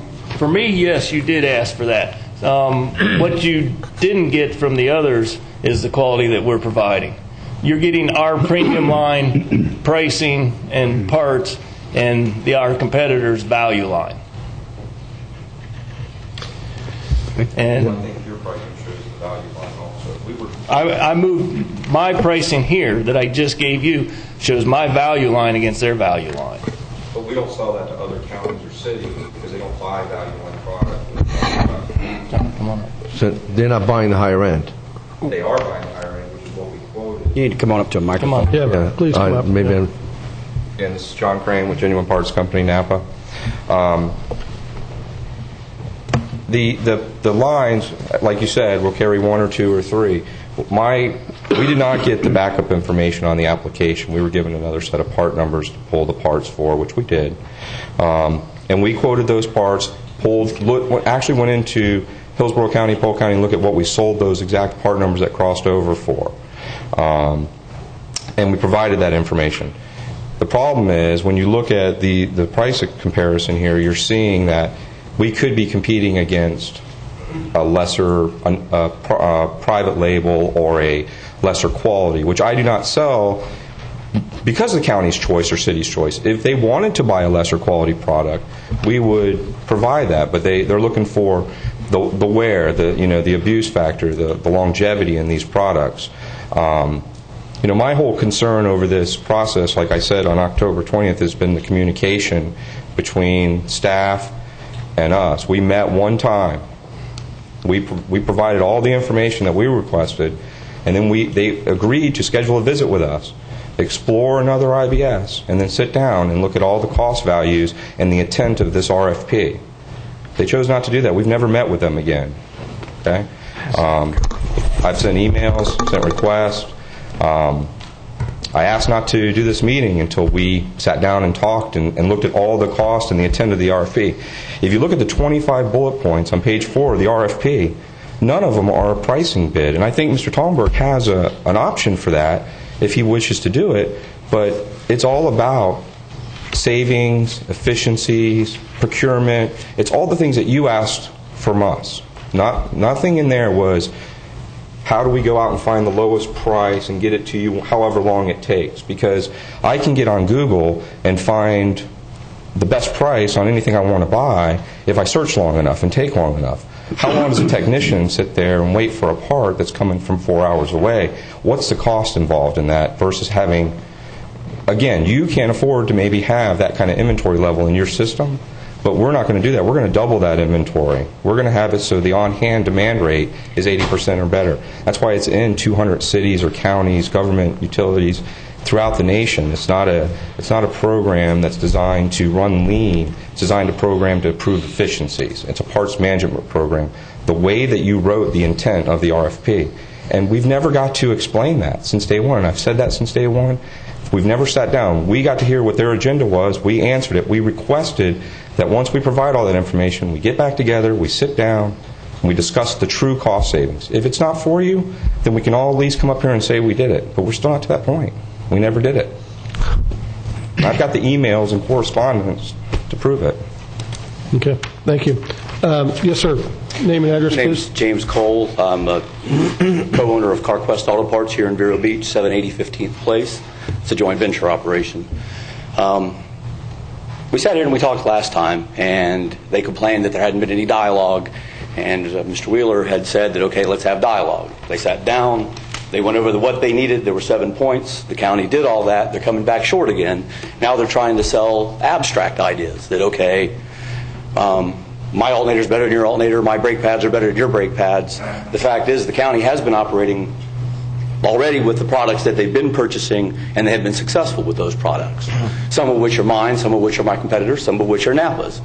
They have a very experienced counterperson there, which goes a long way for the fact that he knows over the years what has worked, what has not worked.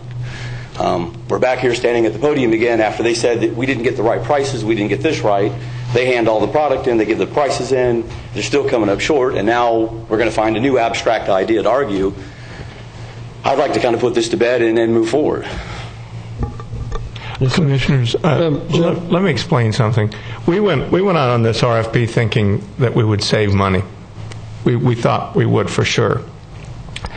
We went through the process, and it doesn't seem like we will save money at all. I feel very strongly on this one.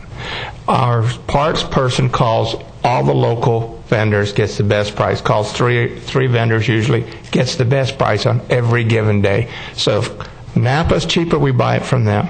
And I've had a lot of local vendors call. I had Dyer Chevrolet, I've had Velde Ford, I've had you call and say, we're local too. And I will say, I've even got less confidence. My staff has bent over backwards. It's a moving target. And to say we've only met once is, I don't know how to say it, I don't have any confidence dealing with it. It's not the truth. Okay. And, I just wouldn't trust anything at this point. Chris, hang on just a minute. Mr. Crane, hang on just a minute. Chris, one question I have for you is, has fleet management complained of the parts we're getting in our current system? Has there been a big cry and hue that, hey, we keep getting these parts from CarQuest or wherever and they're lousy, and has there been any reaction from staff? No. We're very happy with the shopping around technique that we use currently. We did our best with the parts list that we have. We did our best to line up the type of part from each vendor. Almost all vendors have an economy or a value line, and will sell you a lesser quality part that probably won't last as long. But what we did in this chart is we tried to use as many parts as we buy most frequently. So if we use a heavier duty part, it would be on this list. If it's a light bulb and we can get by with a lesser quality part, it would be on this list. But we did try to match up vendor to vendor as much identical wear parts as we could, so that we were comparing apples to apples. Okay.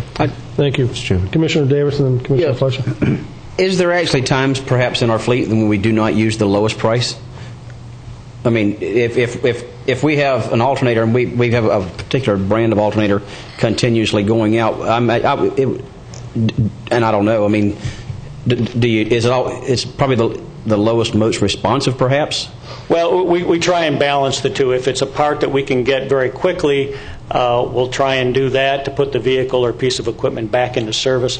But if we have bad experiences with a certain part, we won't buy that part again. We'll buy one that's a little more higher quality or heavier duty, depending on the application that's going in. The less frequently we have to repair the vehicle, the better it is for us. So. Okay. Commissioner Fletcher? We'll point out, is Lee available to comment on this? Well, I have Mike Owens, our fleet manager, is here, and he can speak a lot more intelligently on the different types of parts than I can. Would Mike like to speak? Yeah.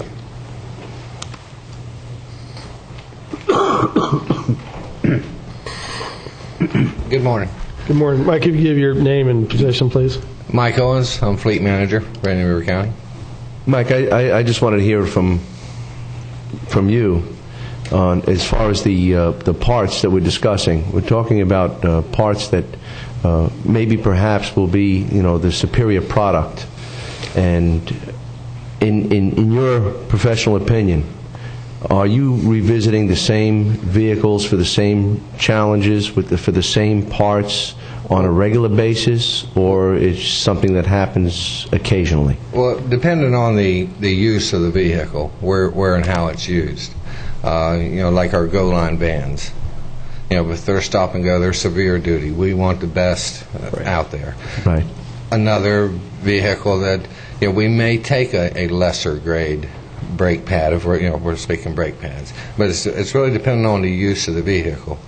Mr. Wheeler asked if at times we may not use the cheapest price. Depending on the availability, if I got a vehicle, the need of it is immediate, I got to get it out, and maybe a cheaper component is not available, but a more expensive is, I got to weigh the decision. Now, is the savings worth the vehicle downtime? So just about every job, you have these decisions to make. So no. Bottom line, the cheapest is not always the one we use. No, and I've been at your location when you've said, wow, they want $1.50 more. They're gouging us. I like that mentality. However, you're looking at the product and the value of the product and not the pricing. Right. I can't think of an example of a specific part or component or brand name that we've had a continuous problem that no, I don't want to use this particular brand. Like I say, I'm happy with the parts that we're procuring from whoever they are. With the current list or cadre of vendors that we have at your access within the county, would you say that you've had to wait overnight for parts on a regular basis? In the automotive aspect, no. Very rarely. But in our heavy equipment, and heavy trucks, we don't have these vendors local. So yes, some of those are. A lot of our Volvo parts come from Canada. I've seen it take 2 weeks. So. But overall, if we're looking at our automotive and heavy truck stuff, I don't think we have a large discrepancy in availability of them. And that's the exception, but then again, that's a specialized part. I'm just speaking about the local access. Has there been any vendors that said, we just can't get it? No. So you've been able to get all the parts you needed within short order? Within reason, yes. I have no complaints about the speed of the delivery of parts. Thank you. Okay. Any other questions of staff? Any other comments? Is there anyone else that wishes to speak on this? Yes, sir. Your name and address, please. I'm John Sorigliano, District Manager for Napa Brakes. And I've heard a couple of comments referring the parts, and I represent the company that supplies all three of those vendors. So I'm very familiar, which is Afinia. Right here, it's 4400 Prime Parkway, McHenry, Illinois. We not only supply CarQuest, we supply Cold Air, but we also supply Napa. So I'm familiar with the qualities that were put on the sheet, and they were not apple for apple. For instance, CarQuest doesn't make a premium, ultra premium rotor, but yet that's what we are priced up against. The brake pads, the same thing. The Ray Mold, the Ray Bestis, then against the ultra premium Napa. Granted, the ultra premium part is what the dealer would supply. Okay, Napa, and to answer one of your questions earlier, has their parts built to spec to meet or exceed the OE specs. Not that the other manufacturers don't. But in this case, what we have here is clearly a skewed line of parts up against each other. Now, the parts that they would have for the brake rotors, that would just be our standard premium rotor. That wasn't quoted. The ultra premium was. Now, the OE, Ford, General Motors, which we do supply these folks with rotors as well, our companies worldwide in who we supply, they don't even have the ability to get the quality parts that Napa has in the ultra premium line. They exceed what the OE spec would be because we reverse engineer the parts. We look at the part, we see where it fails, we go back to the drawing board, and the part that we put out in the aftermarket, because remember, we're selling a box. We're not selling a car or a truck. We make it heavier duty than it was when it originally rolled off the assembly line. Can I just ask you a question then, logistically? I mean, there is a point when it would not make sense to put a lifetime guaranteed part on a vehicle every time. And in my own personal experience, my vehicle, I plan on driving it until the wheels fall off and then putting them back on and driving it some more. No, absolutely. In the county fleet, it's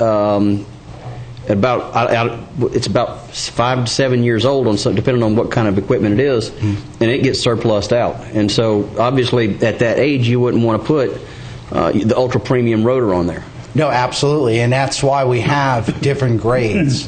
And again, we have entry level parts all the way up to the ultra premium. Now, most of the counties, granted, do use it. The state of Georgia Highway Patrol. We're in there with our brakes, and they chose us over everybody else because of all the testing data that we supplied, and obviously that would be pursuit vehicles. But again, if we had the ability to price like Mark had done here, price the economy or the value line, we would definitely stack up a lot differently. And I just didn't want to give you a preconceived notion. Gentlemen, my name is Mike Azor, and I'm with the Napa Filtration Sales. I've been a representative for the Wicks Corporation for 33 years, and then Dana. And in the case of filters, the CarQuest filters and our filters are identical. All the components inside every element are identical.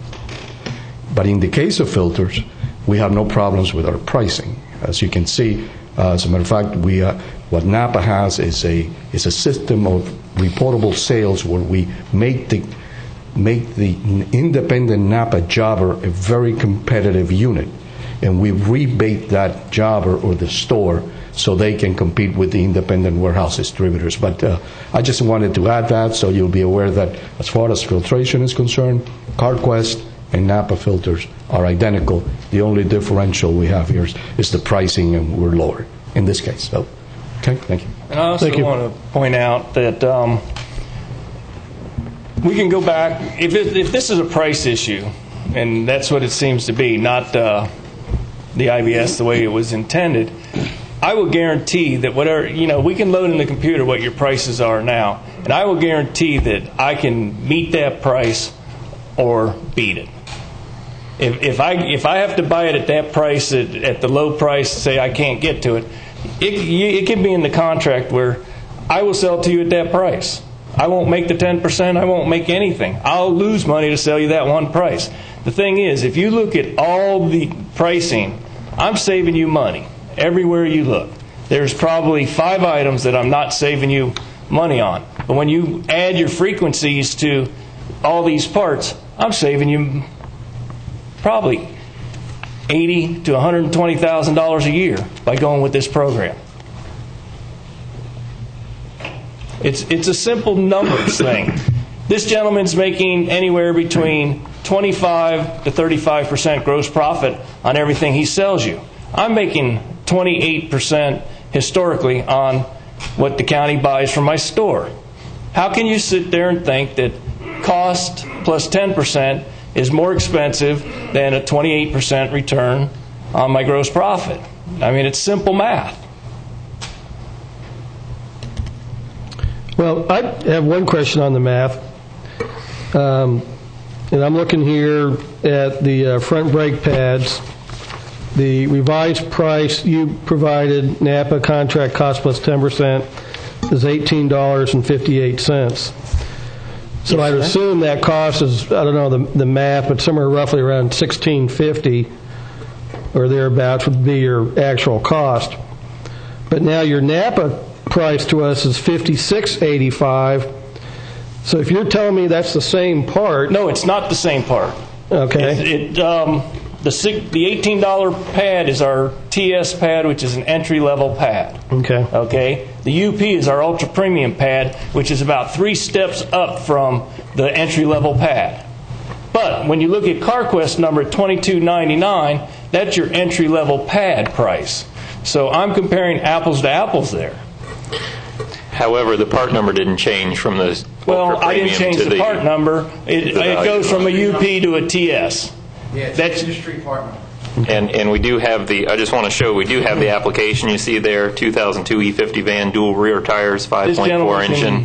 Mr. Crane mentioned that we didn't provide them with the application. This form blank is what we sent to them, so I don't know how that's not providing them the application unless they need something more than that. Well, Maybe. no, it's the FMSI number, and it's the same industry-wide. They use a D number, which would be a D655. We'd use the FMSI number, which is an accurate backing plate description of the part, as opposed to something that could be universal. So, and to answer your question, if you were to give me a D655 number, that crosses over to 2 different brake pad numbers. The different is the clip, front or rear. So now, if you'd like us to guess on that, that would be simple, and there would be a further price reduction of another $2. With Napa, we use the FMSI numbers, which are accurate to every vehicle. There is no pad duplication. One pad fits 2 different vehicles. So our parts clerk now provides the Napa store an FMSI number when he needs a part? Just the application. Okay.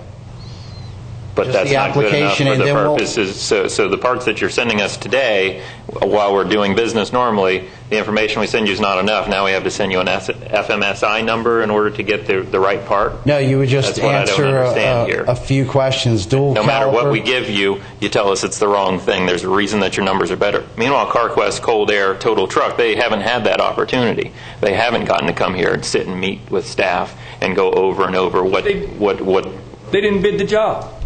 It was out for public proposal, and they declined to bid it. That's true, but why would you negotiate a bid with them? The complaint is that you don't have access, or we're not communicating with you. But I think we've bent over backwards. It said that we didn't go visit an IBS. We did. Chris and I drove out.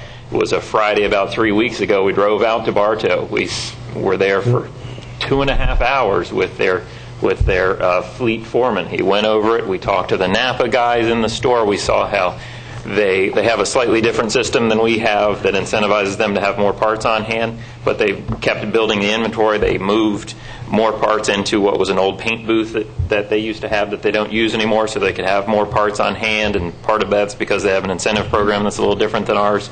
But we went out there. We didn't do it with Napa salesman in tow, but we went out there, and then to say that we didn't go do it, or we haven't done what we said, I have to take exception to that. Well, you're right that I did say you didn't do that because you were supposed to contact me and go with me.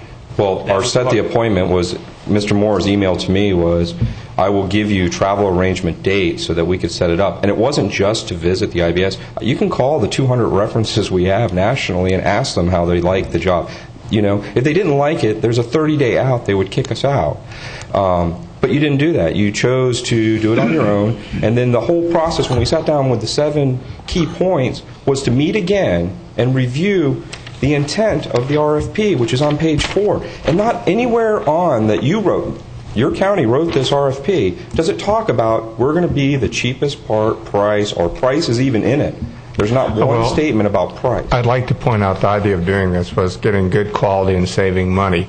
We don't feel we will save money, any substantial money. We think the risk is too much, and the other thing is we currently use local, so if we can get the best part from you for the best price, or I can get it from you, we do that presently.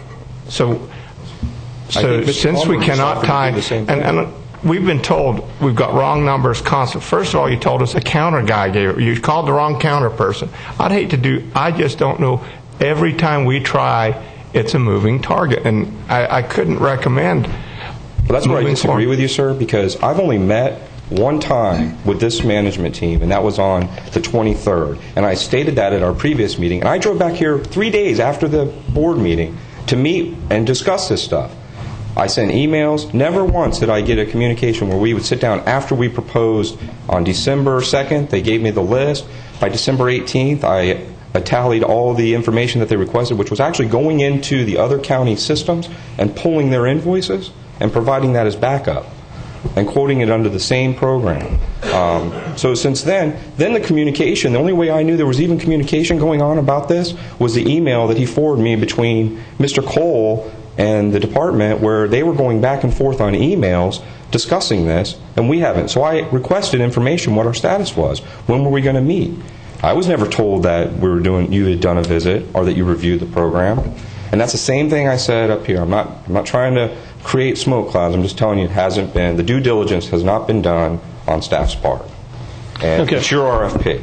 Thank you, Mr. I think we've gone around here long enough. I'm not hearing anything new. We can debate part numbers all day, but I think at this point we have a motion on the floor, and I'm going to go ahead and call the question. All those in favor, and the motion is for staff recommendation of alternative 1, which is to maintain our current system. All those in favor of the motion signify with aye. Aye. Opposed, like sign. Passes unanimously. Thank you all for your work and effort on this. Takes us to item 12.2, staff update on the Sector 3 beach renourishment project. Chris, you'll be giving this. I wonder if this is going to be a 15-minute presentation. We can make it. What is this over and under words? Bragging rights. Thank you, Mr. Chairman. Once again, my name is Chris Mora, Public Works Director for the county. This is a project update on the Sector 3 beach restoration project. The project summary is pretty much the same as you've seen in previous updates. A couple of things that are evolving as we move through the project is, number one, we have been reporting that the project originally included 472,000 cubic yards of sand. That is what was in the original contract documents. It has since been split up into 2 phases. Phase 1 is being built this year. Phase 2, assuming that we get good turtle monitoring reports, will be done next year.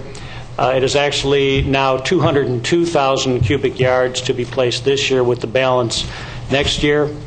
Also, as a result of some of our erosion monitoring, we have found that we're going to need an additional approximately 50% volume of sand in Phase 1. So the 202,000 cubic yards for Phase 1 has now mushroomed up to 317,000 cubic yards. So that's how number 1 has changed a little bit. 2, 3, and 4 are the same. 5 has also evolved. It was originally a $7.27 million project, but we have now included the $439,000 of change order number 1 that the board approved on February 2nd. So that's been added in, and which is why that is now called a $7.7 million project. As far as the project update is concerned, the contractor is moving beach-compatible sand primarily from the Ranch Road Lake Mine on 82nd Avenue. It's being trucked and delivered through Golden Sands and Wabasso Beach Parks. As of last Friday, February 26th, Ranger had delivered approximately 40,000 cubic yards of sand onto the beach. They've been using this sand to rebuild the dune portions of the fill template, and they've been rebuilding that template along the frontage of Orchid, Disney, and Sea Oaks. Using that 40,000 cubic yards, they've been able to reconstruct approximately 4,500 linear feet of dune. Although they've been working primarily on the dune, there have been no complete templates, which is the dune plus the beach on down to the water line as of this date. These are some photographs of the, this is looking north along the beach frontage of behind Sea Oaks. And this is the same area looking south. You can see an off-road dump dump truck working there along with a track dozer, pushing the sand up onto the dune area. Ranger's current construction schedule is to deliver about 5,000 cubic yards of material per day. That's about 300 truckloads per day. They're working on a Monday through Saturday schedule. They plan to continue that schedule on through the end of Phase 1, which is April 30th of this year. The county beach closures schedule remains the same. Golden Sands and Wabasso currently closed, and Sea Grape Trail probably be closed in the middle of this month through the middle of April. And then later on, Turtle Trail would be, which is further south, be closed sometime in April. We think it's important at this time to look at a timeline versus the number of cubic yards that have been delivered to date. If you look at the timeline leading from February 9th on the left-hand side, which was the day that they commenced construction, on through to the right, which is April 30th, when they have to their last day of construction for Phase 1. As of last Friday, February 26th, they approximately 22% of the project time had elapsed as of Friday. If you look at the production from 0 up to 317,000 cubic yards of sand, which is what they need for Phase 1, as of last Friday, they're at the 40,000 cubic yard level, which is roughly 13%. So due to some startup and production problems, they're a little bit behind the time curve. In order to meet that 317,000 cubic yard level, they would have to deliver an average daily delivery of 5,300 cubic yards. Mr. Chairman, just if I could ask a question. At what point are we going to have to start running Saturdays and Sundays? Well, that's going to have to come very quickly because, as you can see from the schedule, they need 5,300 cubic yards in the Monday through Saturday schedule to meet that deadline by April 30th. Right now they haven't requested Sundays, but we think that that's going to have to take place at some point just to get caught up. And I'm assuming they're probably not running today with the weather. I haven't looked today, but usually when there's bad weather days, they have to cut it short.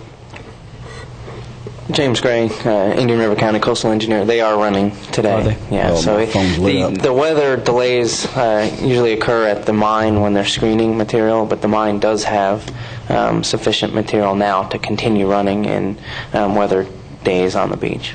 Yeah, if the mine can keep ahead of it and stockpile enough material, then the trucks can keep running. If the stockpile is low and they have a bad weather day, they may not be able to produce more material, depending on how sloppy the conditions are. Oh, man. Okay, thank you. A couple of contractual items. As the board is aware, after the project was bid in August of last year, the regulatory agencies, mainly U.S. Fish and Wildlife, Corps of Engineers, and DEP, requested that we provide in order to build the full beach template, required that we provide a more coarse material on the beach. They also increased the frequency of the sand testing, both at the mine and on the beach, and they divided the project into 2 phases. Now, Ranger's contention is because of these additional permitting requirements that added costs to their cost to construct the project. That was the reason why they came forward with change order number 1 in the amount of $984,000. That would increase the total contract price to just over $8.2 million. On February 2nd, the board approved a portion of that change order number 1, $439,000 of it. At that time, the board directed staff to look at the remainder of the change order, meet with Ranger, and see if they could provide sufficient justification to warrant paying the balance of $491,000. We followed up and had meetings with Ranger both on February 12th and also last Friday. Right now, we are pretty much at a stalemate regarding the balance of that change order. Ranger's position is unchanged. They feel that they should be compensated for the additional sand processing costs, which is what that $491,000 consists of. That's the sand processing. Staff feels, on the other hand, that the sand specifications, including any processing to get to those specifications, was part and parcel of the original contract and therefore should not be a change order. We've met with the county attorney's office. We've met with our coastal engineer, Coastal Tech, and talked about these issues. We feel we are at the dispute level right now in the contract, and we're trying to work through that. Is there any questions of staff? Commissioner Solari? Trying to get an idea of when that might come before us, that dispute part. That seems to be the big issue out in front of us. And I'm sure Ranger would like to get some idea or some resolution of it, and then my guess is some of us commissioners would like to get some resolution of it. So I'd just like to, it seems like it's going forward, but it's got to come to us reasonably soon. So do we have any idea when that might? No, at this point they haven't changed their processing or their delivery schedules. They're still delivering sand.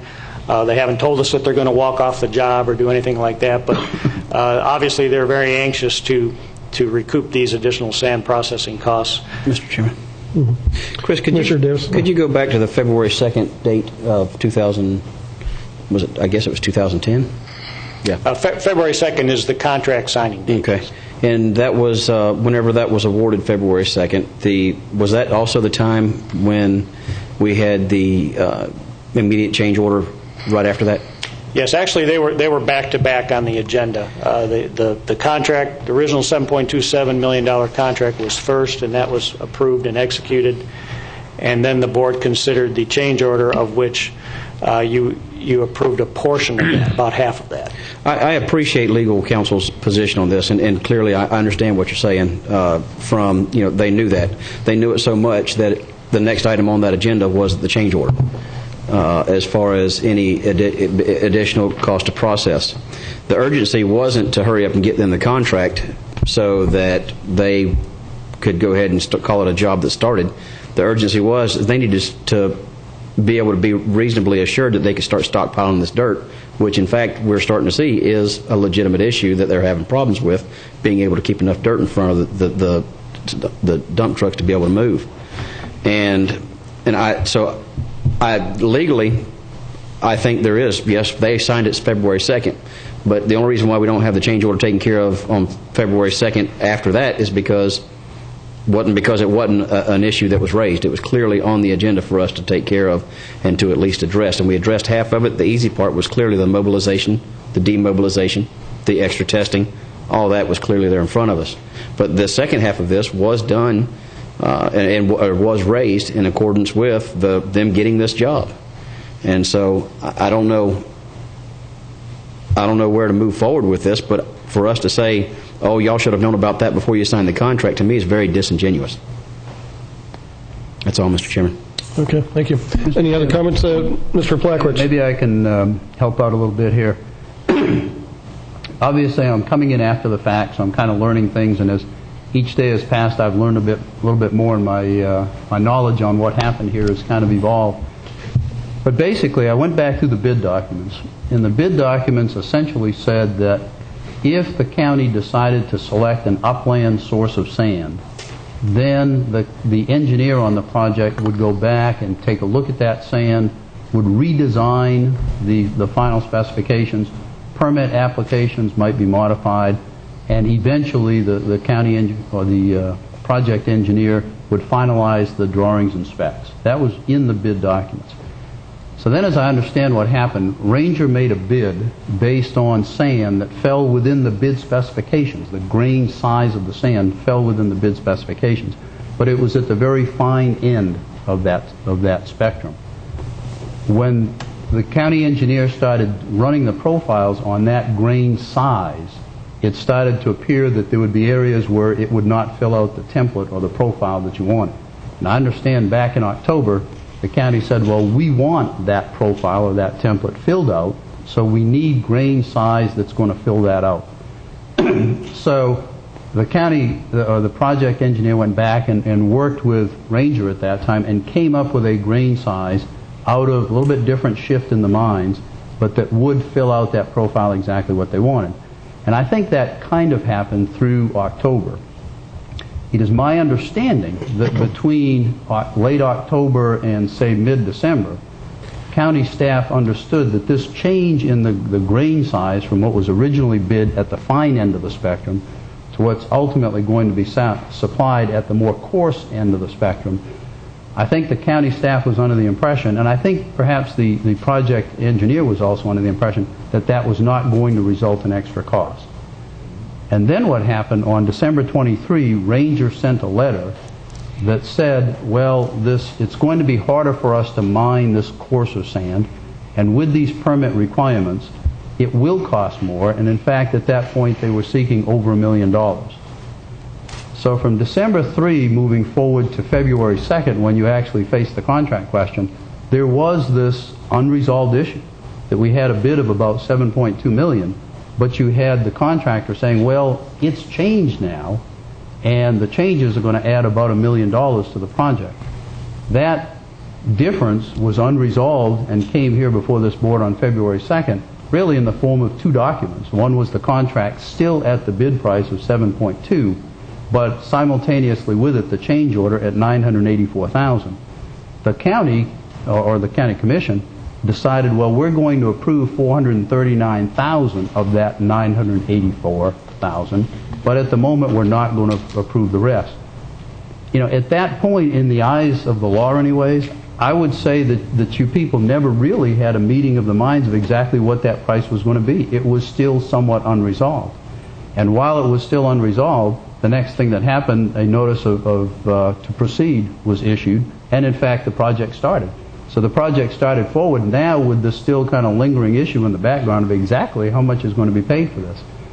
Now, the contract contemplates a process to try to resolve price disputes, and that process involves somebody, either party, formally going to the engineer and requesting a formal interpretation of what exactly the contractor should be entitled to. That formal process has not been initiated, although the project engineer has in fact come in and reached some, I think, preliminary conclusions. I won't speak certainly for the project engineer, but the project engineer is analyzing that final $491,000.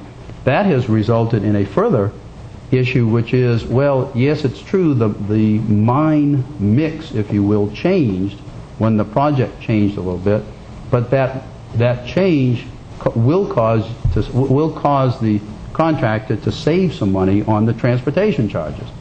So while, yes, the changes may have increased some items, on the other hand, it should have decreased other items. So those are the things that are still in the air. When I became aware of all this within the last couple of days, my concern was that you've got a project going forward, you've still got this lingering dispute as to what in the world is going to be paid. You've got to resolve that dispute sooner or later. I think the project engineer is at least the first step in trying to solve that. The contract talks about the project engineer as a first interpretation of what the contract requirements are. So that's kind of where I view this thing, that if staff and the contractor can't resolve it, then I think we probably should go to the project engineer and say, okay, we want a formal determination on what you think the contract price should be modified to based on these modifications. And at least, again, that's only a first interpretation. That can come back to the board, and the board could say, yes, we agree, or no, we disagree. But you get a problem that really needs to be solved before the project goes too much further. And one question I have, and maybe Mike or staff can answer this, is the grain size that we're requiring them to produce now to meet the complete template fill. Is that grain size, was that within the original bid specifications, or is it outside of those specifications? My name's Michael Walther, the engineer of record at 3625 20th Street here in Vero Beach. Specifically, the sand that the contractor is now providing, consistent with the operable specifications and the existing permits, is within the specifications as originally bid. Mr. Chairman, if I could, but it's at the bottom end of those specs, according to what Mr. Plakowicz just said. Yeah. The original bid sand, as the county attorney alluded to, was near the bottom end of that range prescribed by the original bid specifications. When the original bid being back when we were disputing this, or the original bid being when they started the job? When they submitted their bid in early September. Ranger submitted their bid. That's correct. Okay, thank you. The current sand that is being provided and that is required by the permits now is, I'll say, more on the upper end of that spectrum. It is a better quality material, and therein is associated cost with producing that better quality material as the substance of this contractor's claim. Mr. Chairman. Okay. Mr. Zito? Michael Zito, Assistant County Administrator. Just to inject one point of fact onto Alan's summary, which is very accurate, the additional fill volume requirements were characterized as being imposed by the regulatory agencies. That may be, in retrospect, what would have happened.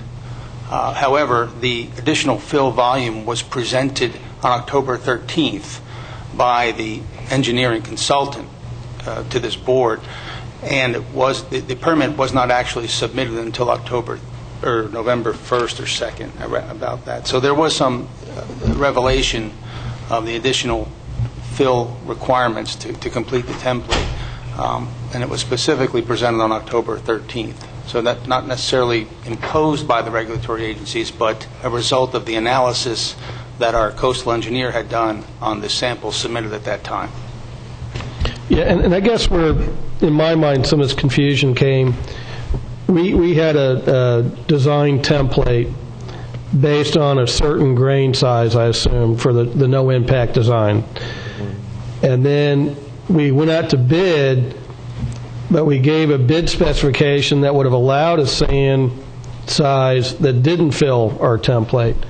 And so it seems to me somewhere we probably should have been better on the bid design to bid it so there wouldn't be any change to the template, that here's our template, and this is the size sand we need to fit this template.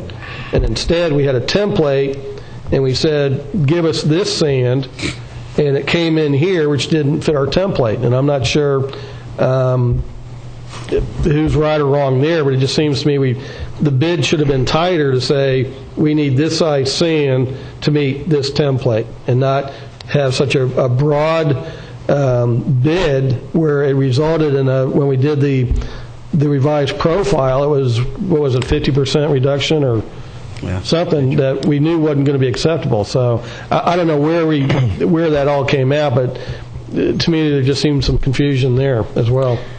Commissioner Bryan, if I may, I think it's important to recognize that up until roughly the end of October, we did not know that the upland sand suppliers could provide sand consistent in quality with the sand that was available offshore.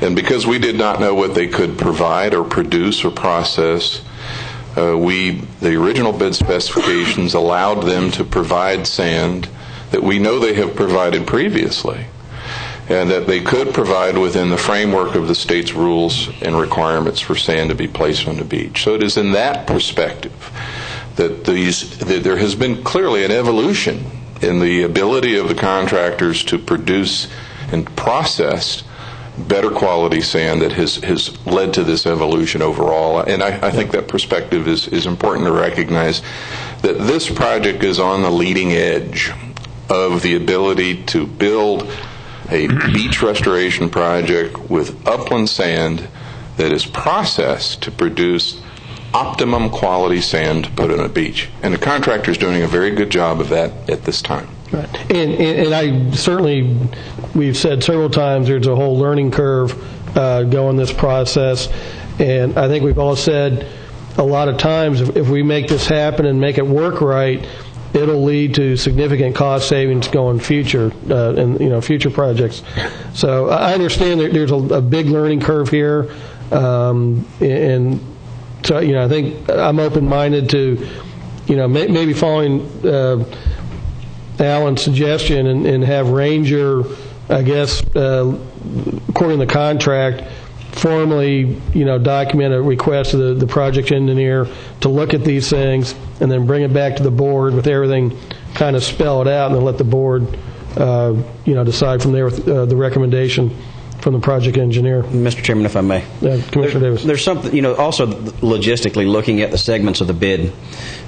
In this process, you have basically, I'm going to say, 3 individuals involved.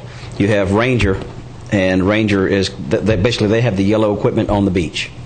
And then you have the haulers, which are independent haulers.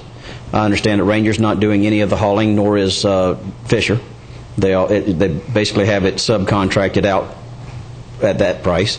And then thirdly, you have the pit people. And when I say the pit people, they're the people with the dredges, and they're the people that actually own the pits, and I'll go ahead and just lump those all into one. And logistically, what we're arguing over here is we're trying to take money from the haulers and put it in the pit people's pockets. And that's where the problem is on this, is you're looking at the entire bid in sum, but really, logistically, it's at the pit where we're asking for a engineered type sand that it meets the optimum optimum sand size, and they're saying that they can't, they threw that price out. And then I hear staff saying, well, you're getting a local haul, so what we want you to do is decrease what you're paying the people that you've already sublet the hauling to, and put that towards the price of the sand. And that's where I think logistically this isn't working and coming out all in one piece. Yeah. Commissioner Solari? My main concern is just getting a resolution one way or another. Right. I mean, what we're getting to is the price just keeps on going up and up and up almost every time before Chris comes before us. I'm starting to regret Chris showing up. And whether or not it's because of the contract or whatever, I mean, there are a lot of other costs with this. The reef cost, regardless of why it's there, is now in there. It wasn't there. Coastal Tex costs seem to be going up at a good substantial rate. So what I'd just like to see is get us put on a path where we come to a resolution for this and have a better idea of what our total costs are going to be. Okay. Bob, your name and address, please. Bob Schaefer with Ranger Construction. Chris, could you go back? I think it's just one slide. No, keep going back. One more. Okay, right there. Thanks. Okay, the first line says, following bidding of the project. Okay? And then the first bullet says that those agencies required providing a more coarse material. Okay, so the conditions of the bid changed. We provided a sand that met the specifications. It met the specifications at the time of the bid, but it did not provide the full template that you guys wanted to have. So to get the permit, the Fish and Game and everybody else came back and said, provide a more coarse material. Okay, so that's what we have done. We met with staff for a long time, through October, November, trying to see how all this would hash out, what exactly we had to do as far as how much from each pit or where it was going to come from. And yeah, it did take a while to put those additional costs together. But at no time did we say that we were going to do that for free. The conditions of the bid had changed. Now you talk about going through the project engineer. We've been negotiating with staff and the consultant since the beginning of December, talking since the beginning of December about additional costs. We signed the base contract on February 2nd.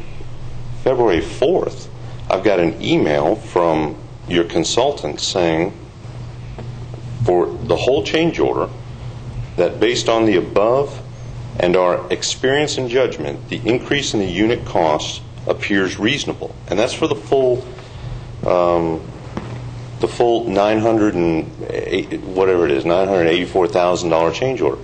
This is your consultant saying that the costs seem reasonable. Every time we've sat down and tried to negotiate this thing, somebody tells me it's okay. 2 days later, somebody comes back and says, no, legal, somebody else changes their mind. Friday, I sat down with staff one more time, even after having this document. Sat down and said, what is the problem? It's the haul. Okay, I laid all my costs out on the sheet. Here's my spreadsheet. Here's what it costs. Here's my subcontractor prices. staff agreed at that point, okay, yeah, I was giving a credit back, but I was getting paid for everything that I thought I was due. We spelled all that out. I get a phone call back at the end of the day, no, legal has a problem with it. You should have contemplated that in your base bid, or before signing the base contract. You guys are not negotiating in good faith. And if that's how it's going to be, I'm going to start negotiating differently. And I don't think that's what we all want to do. I want to be as open and honest with you folks as possible. But I'm not getting anything in return. I expect to be paid for the additional costs to build this project. But if we need to go about it a different way, I need to know now. We're wasting too much time. I think what I would like to see, Bob, was the information you gave to staff, is that confidential to your business? Yes. I mean, okay. I'll let you look at it. I just would rather not be put up on the bulletin board. Okay. Just in my own mind, I'd like to sit down with staff and just look through the numbers, so I have a feel, exactly where everything is on a line item basis. But I agree, and I think Commissioner Slurry wants to see this come to resolution. So, is that something we can arrange within the next week or two, Chris, and get with each commissioner individually and walk them through, and with Mike, and bring everybody up to speed, and then come back as an agenda item, and we'll vote it up, down, or sideways, but come to some resolution? Yes, we can do that. I mean, Bob has requested that he's got his haul rates on there, and he doesn't want to make that public, and we can meet individually on that, and that'd be fine. Okay. And as part of that, can we get a new idea of what the total cost is? Because it's not just the original amount of sand, the 472,000 cubic yards, as I understand it, but it's now going to be more cubic yards? Well, the additional 50% needed for Phase 1, we haven't gotten a cost from Ranger on that, although we know that it's forthcoming in a change order number 2 that we haven't seen yet. Well, okay, I'd like that. We don't know what that rate would be. For part of it, because I don't want to agree to something next week and then the week after get another change order for some X amount more. This particular change order number 1 isn't what scares me in this project. What scares me in this project is that we've had a series of increases over time, and I see no end to them. Well, there were some increases contemplated with the original contract. In fact, we had a 33% increase or decrease built in. And those are in the contract. It's the other things that weren't initially in the contract which should to be multiplying, and I'd just like to get the best handle on that when we discuss this the next time. Okay. Mr. Chairman. Commissioner Wheeler, then Commissioner Fletcher. Yeah, Chris, I want to go back to the beginning. I'm going to tell you what I understand. You correct me where I'm wrong. Did the contract. They came back with, because of the additional processing for the sand, basically with $984,502 additional cost. That was change order number 1, correct. Okay.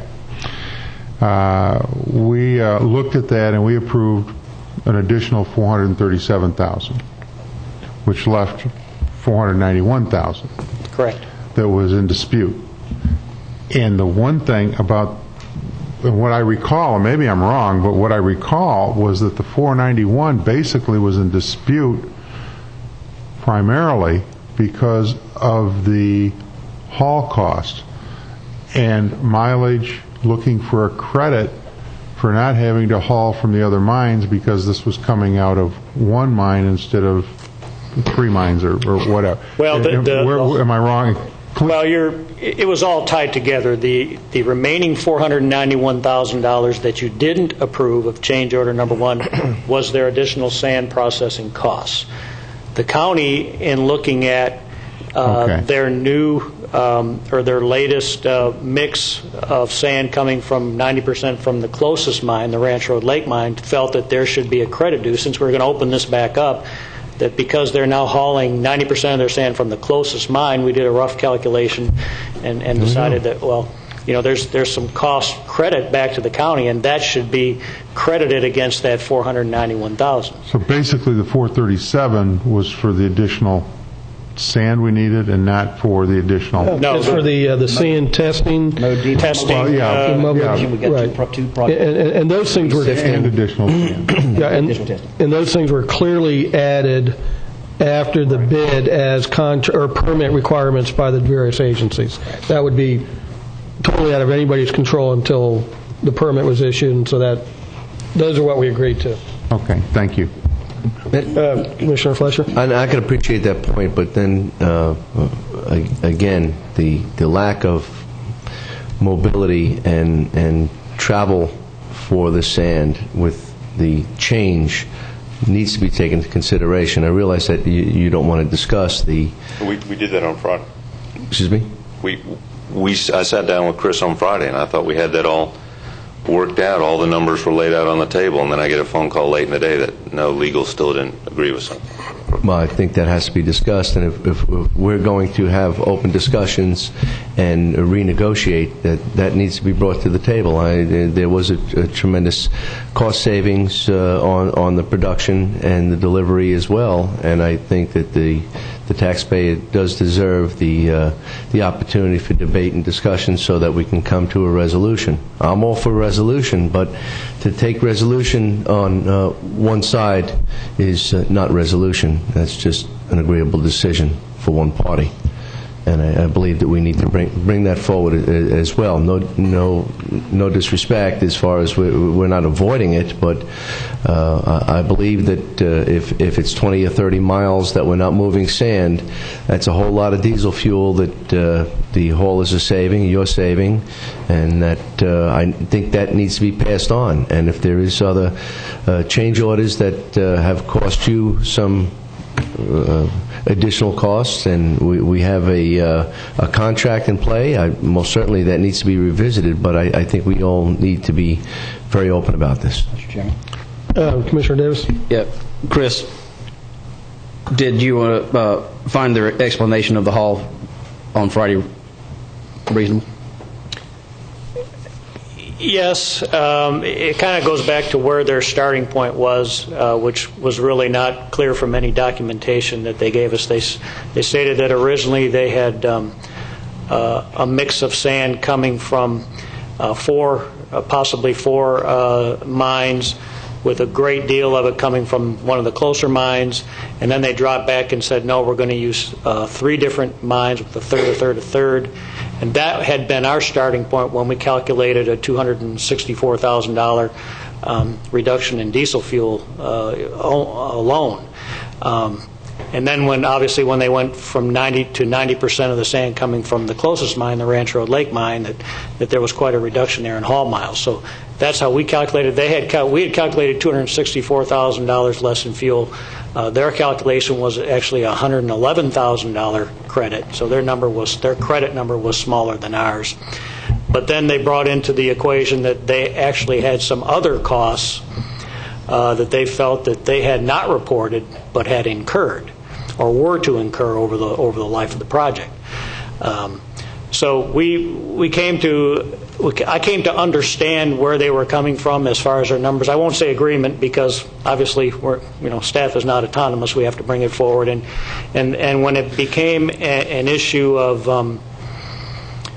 how the contract should be interpreted, we went to legal and looked for an opinion there, and that's when we started meeting with Alan and the rest of the staff and started to form how we were going to approach this, because we have a dispute. We just need to get past it. Mr. Blackwich, what did legal have a problem with on that apparent resolution or agreement on the haul? I think it's open to interpretation. I don't think that it was legal as much as we're still looking out for the county's best interest. When we saw they're hauling from 90% from that closest mine, we agree with a lot, not all, of the increases for processing, but we want a decrease for the trucking. And we only looked at the fuel. Just the fuel alone, our number was $264,000 without wear and tear, people's time. And so we came up with that number. So that's where the major part of the dispute is, where I think the other thing is staff's looking, and they're just trying to do their job. They just don't want to write a blank check. They're looking at all the additional costs that they say they have to see if they're reasonable. And I think we're still working through that process. No one is arguing the fact that they've got more processing at the mine. Mr. Chairman, let me, Alan wanted to make a comment, and then if you want to make a motion, we'll... Mr. Chairman, I just wanted to mention that as I worked on this project, my very first reaction was I looked through the file, and here I've got a contract signed on February 2nd saying they'll do the job in accordance with the drawings and specifications for $7.2 million. And I took the initial position that, well, if you've got a contract and it covers the drawings and specifications, then they've got to live up to the contract. The change order is something you can talk about, but you've got a contract. And I informed staff of that. I took a very hard line at that point. And I informed staff, and staff apparently informed Bob. However, that was last week, and as I said way back at the beginning here, as I've been here a short time, my knowledge has evolved almost on a daily basis. Monday, we did further work on this, had further discussions with the engineer, and I started to understand that in all frankness, it wasn't fair to take that position that I had initially taken. So the concept of, holding them to that contract, it doesn't make sense the way this thing developed. Yeah, so that brought us to phase the second area where we currently are. So what is fair? And just to realize that I have evolved a little bit. And Alan, we were having weekly meetings with the consultants and staff and Ranger all up until that contract was signed. And one of the things we did discuss was how for them to present it, whether it should be a contract for Phase 1 and a separate contract for Phase 2, or one overall contract with a change order. And we had purchasing involved, and the recommendation to the contractor was come in with one contract and with the change order. So they kind of did what we asked them to do.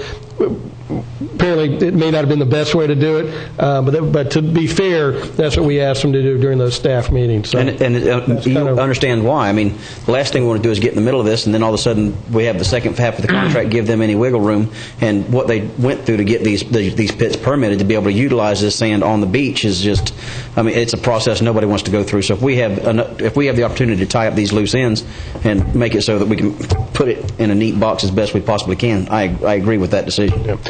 And again, what I'd like to see is let us all meet with staff individually, look at the numbers, and come back on the 16th. And Bob, would you be able to provide us with the numbers for the additional 115,000 yards of sand to make the Phase 1 project complete sometime before? And so we'll get that information. We'll meet individually with staff, look at all the cost, and then we'll bring this back on the 16th for a decision by the board. You want that as a motion? So moved. Okay, thank you, and I'll go ahead and second that. And Bob, your 16th is okay on your end? All right, thank you. Any further discussion? Is there anyone from the audience would like to comment on this? Seeing none, we'll go ahead and proceed to vote. All those in favor signify with aye. Aye.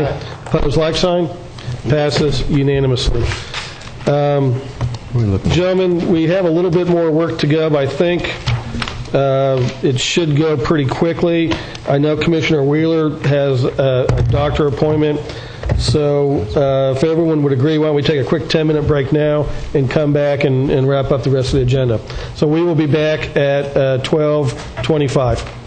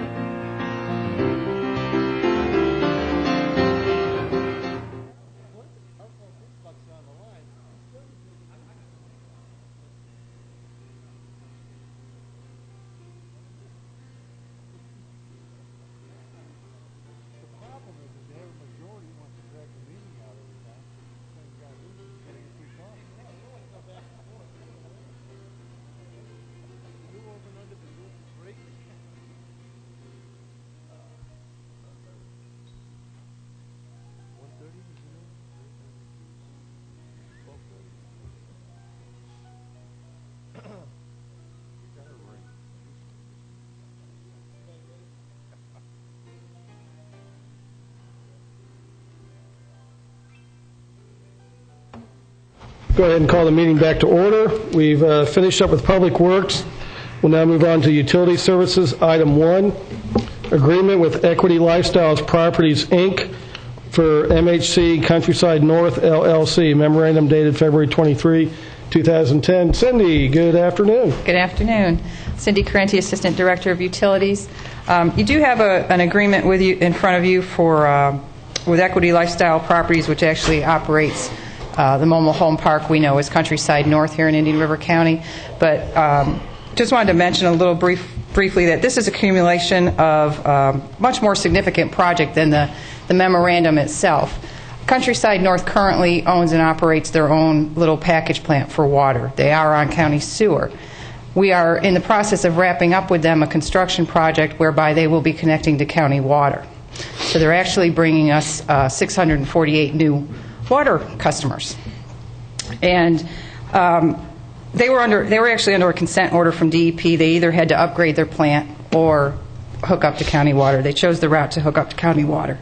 But over the time that this project has been moving forward, we've had several meetings. Utility staff has had several meetings with both the owners of the park and the homeowners association of the park.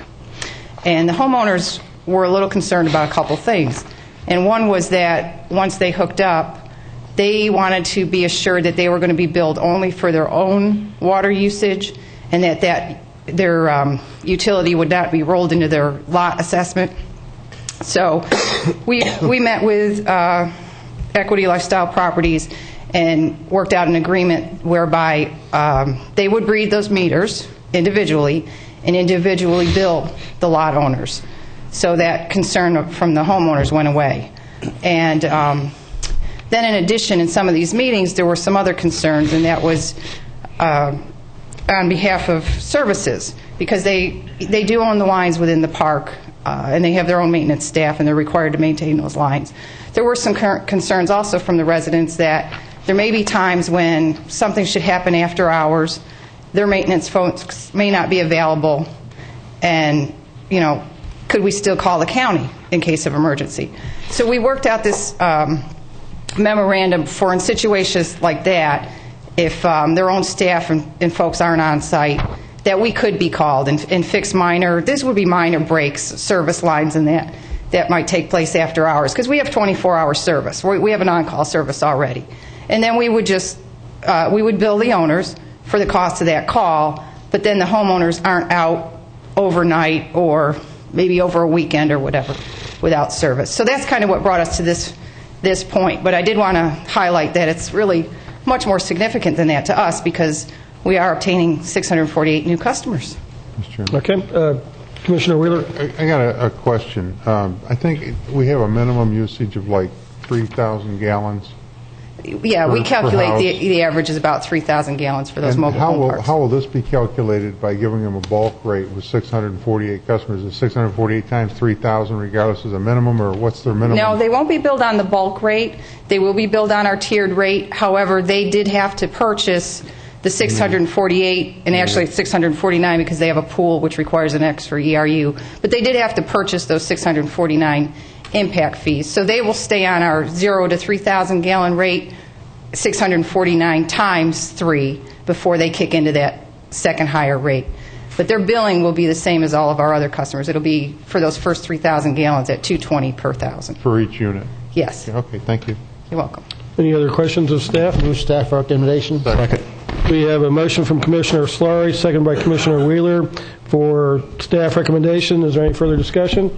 Seeing none, we'll proceed to vote. All those in favor signify with aye. Aye. Opposed, like sign. Passes unanimously. Item J2, approval of a bid award for Indian River County bid number 2010023. Move approval. Shell Lane East. Moved by Commissioner Wheeler, second by Commissioner Slurry. Is there any discussion? Seeing none, we'll proceed to vote. All those in favor signify with aye. Aye. Opposed, like sign. Carries unanimously. Item 3, Consulting Services Amendment number 1 to work order number 12 with Masteller and Moeller for the development of the third phase of the North County Reclaimed Water System Implementation Plan. Move approval. Second. We have a motion from Commissioner Flesher, seconded from Commissioner Davis. Is there any discussion? Seeing none, we'll proceed to vote. All in favor signify with aye. Aye. Opposed, like sign. Carries unanimously. Item 4, rate resolution. Move approval. Second. All right. Commissioner Slurry, motion. Commissioner Wheeler, second. Any discussion? Seeing none, we'll proceed to vote. All those in favor signify with aye. Aye. Opposed, like sign. Carries unanimously. Item 5, amendment number 4 to continuing consulting services work order number 4, Masteller and Moeller for engineering services for conversion of lateral G-force main to reuse main, UCP number 2830. Approval. Second. Motion from Commissioner Wheeler, second from Commissioner Davis. No discussion. We'll proceed to vote. All in favor signify with aye. Aye. Passes unanimously. That takes us to the county attorney matters, and I had been waiting to introduce and welcome our new county attorney at this point, but he's already jumped in with both feet and stirred things up a little bit already. But with that, I'd like to formally welcome Alan Plakowicz as the new county attorney. And Will, are you going to present the first item, or is Alan going to take it? Yes, sir. Thank you. Will Collins, co-county attorney for 2 weeks. And how many days, hours, and seconds is that? I'll make a motion for 3 months. Well, I'm not sure if Deputy Smith is here or not, because when he contacted me, and I've only been able to reach him via email, he was thinking more in terms of 2 years, and I thought y'all were thinking in terms of 3 to 6 months, so I was hoping he would be here to explain why he wanted an extended period of time, and that's why it was left blank, but I'm not sure.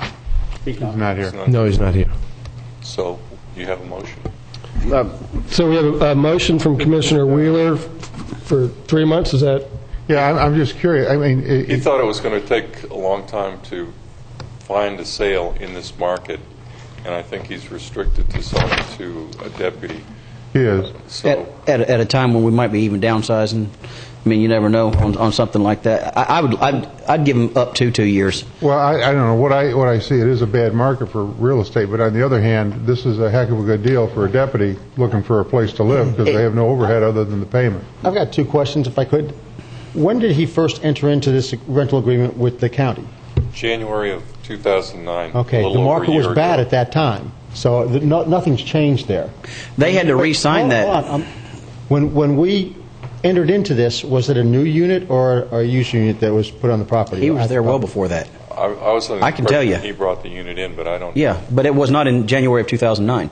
He was there before that. That new rate, if I'm not mistaken, was implemented, and we actually increased their power bill or the amount of power they had to pay and all that kind of stuff.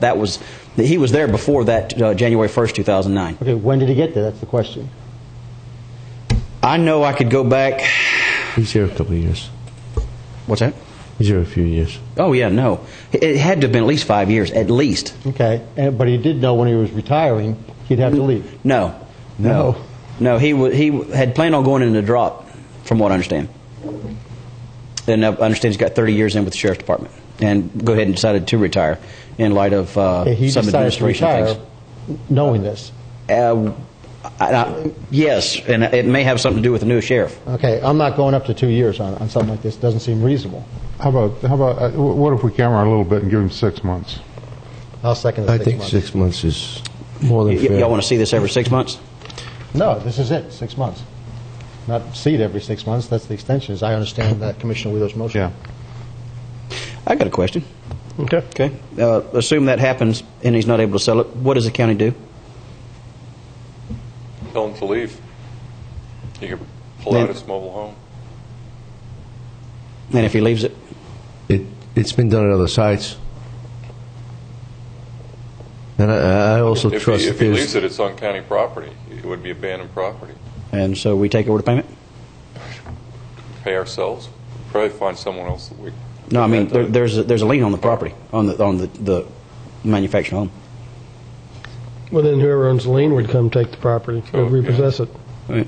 Well, that's in 2 years if he doesn't. That's what I'm just wondering where we are with if we've got more of these. That's exactly the nature of my question. Yeah. Well, I don't know that 2 years would be any different than 6 months, other than you got a longer time frame for you to deal with it. Counselor, is the contract limited to deputy sheriffs or is it law enforcement? Law enforcement. It's law enforcement with a car. The issue here is not his status. He's active duty, he's sworn, he's in a reserve capacity. The issue is the lease requires he be assigned a marked car, and in his reserve status he won't have one. The marked car is there for the deterrent effect it will have on crime in the park when park employees aren't there, particularly overnight. I trust that with the amount of deputies with marked units and the other law enforcement agencies with marked units available, I don't think that he should have a challenge to find somebody within 3 to 6 months. Yeah, I think if he's, I think it will sell fairly quickly. Yeah, and I think 6 months is reasonable. And he's had a couple months here already that we're aware of. So we have a motion from Commissioner Wheeler, seconded by Commissioner Slurry for a 6-month extension of the lease. Any further discussion? Seeing none, we'll go ahead and proceed to vote. All those in favor signify with aye. Aye. Opposed, like sign. Aye. Motion passes 4-1 with Commissioner Davis dissenting. Thank you. The next matter we have, Mr. Chairman, is a request from Hawks Nest Golf Club, Inc. for release of mortgage on their property. When they got their original approvals, it was for rezoning to RM4 and a special exception for a 27-hole golf course. And at that time, they entered into a developer's agreement with the county agreeing to construct 57th Street or Storm Grove Road at such time as the county requested it.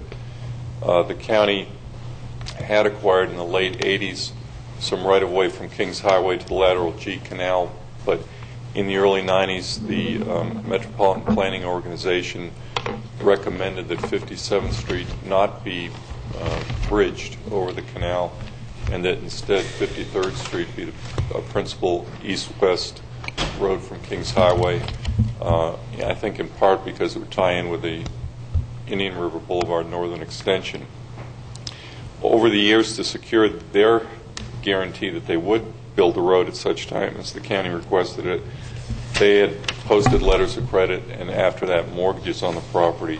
The property's changed hands a number of times, and now we're here 25 years or more later, and the circumstances are such that 53rd Street is going to be built.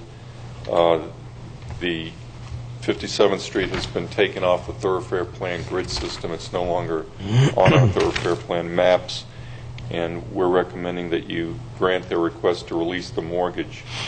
If you have any questions, I'd be happy to answer them. Any questions of staff? Mr. Henderson is here representing Hawks Nest as well, if you have questions for him. Okay. Any questions of Will or Mr. Henderson? Recommendation. We have a motion from Commissioner Davis, second by Commissioner Slurry for staff recommendation. Is there any further discussion? Seeing none, we'll proceed to vote. All those in favor signify with aye. Aye. Aye. Opposed, like sign. Carries unanimously. Thank you, Will. That takes us to item 14B, Commissioner Bob Slurry, Economic Goals Summit 2 wrap-up. Commissioner Slurry. Thank you, Mr. Chairman. I'd just like to take this opportunity to say thanks to the City of Sebastian for hosting the Economic Goals Summit of last week. Also, I'd like to thank the staff of Sebastian who did a great job, as well as some of our staff. And I'd like to take a moment to point out two people who did a lot of the background work for us who we didn't thank last week, and that would be my assistant Beth Casano and your assistant Terry Collins-Lister. And together they did a great job. Everything went very smoothly. So and I just say thanks and good job to everybody involved. Great. And I can just ditto that. Our girls worked hard setting that up and did a great job. Yes. Okay. Everybody good with that? We'll move on to item 14C, Commissioner Davis. Consideration for water conservation ordinance request. Commissioner Davis. Commissioners, this was actually brought to my attention from a city council member in Sebastian, Mr. Don Wright, whom I greatly appreciated bringing this up. It took a little bit of look to find it. But basically, it was, if you remember, the St. John's Water Management District has imposed water restrictions. And if I remember them coming down and being all proud of their water restrictions and talking to us about them, and then at the very end, then say, "Oh, by the way, can we enforce them?" And it was pretty much universal at the time that we said thanks but no thanks. We applaud your efforts, and but we're not going to have a water code enforcement division. I can't say it's getting back to that level again, but you have the opportunity to read the backup, and it's close to getting back to that level again. And so with that, I just wanted to bring it to your attention. They have a workshop on March the 8th where they were going to be speaking about this, and I don't know that we have anybody going up to it. And if not, perhaps just a formal position by this board in regarding our position on this to be able to submit to the governing board may be appropriate. In Commissioner Slurry and then Commissioner Wheeler. Okay. I think Commissioner Davis is absolutely right on this point, but I'd like us to go up there with some more solid suggestions. I had a conversation with Mr. Bob Adair from the Soil and Water Conservation Service yesterday, and one thing I'm not sure of is if under the St. Johns River Water Management District 210 Water Assessment Plan we're going to be a water caution area or not. I was initially told that we're not. And if we're not going to be a water caution area, one of the things about that is that it says that we've done a pretty good job with our water. And our water is clearly a very valuable resource, but I don't know if we need more laws to tell us how and when to use the water. This is another piece of the state coming down on us and trying to enforce something in a way which I don't think benefits our citizens. We ought to go not through regulation but by education. So in our proposal back to them, I'd suggest that we say that Indian River County will commit to an education program. Bob Adair mentioned that there's a program where we get an irrigation vehicle, and this vehicle can go around and check people's irrigation. This would be one part of the irrigation education system. Another part would be working with the county and St. John's to develop BMPs for residences. I looked for BMPs, and you can find BMPs for the citrus grove, and one of the reasons I believe is because they have a good lobbyist, and the citrus industry worked with the state to get BMPs that were acceptable to both parties. Golf courses have now BMPs, and again, you've got golf lobbyists who I think worked with the government to get these. The residents don't have BMPs, and there's not a good set of BMPs available for our residents. So I think that if we went and helped develop those and promulgated them, that might be part of the education process which will get the job done. I'll just remind the Commission that we increased recycling last year by about 16%. And we have a goal to increase recycling this year by 20%. We did that through education, not through regulation. And I think people feel much better about doing it because it's their choice to do the right thing every day. Let me get Commissioner Wheeler and back to Commissioner Harris. Yeah, one of the things as I read through this, it's a little irritating because it says irritating makes your eyes water.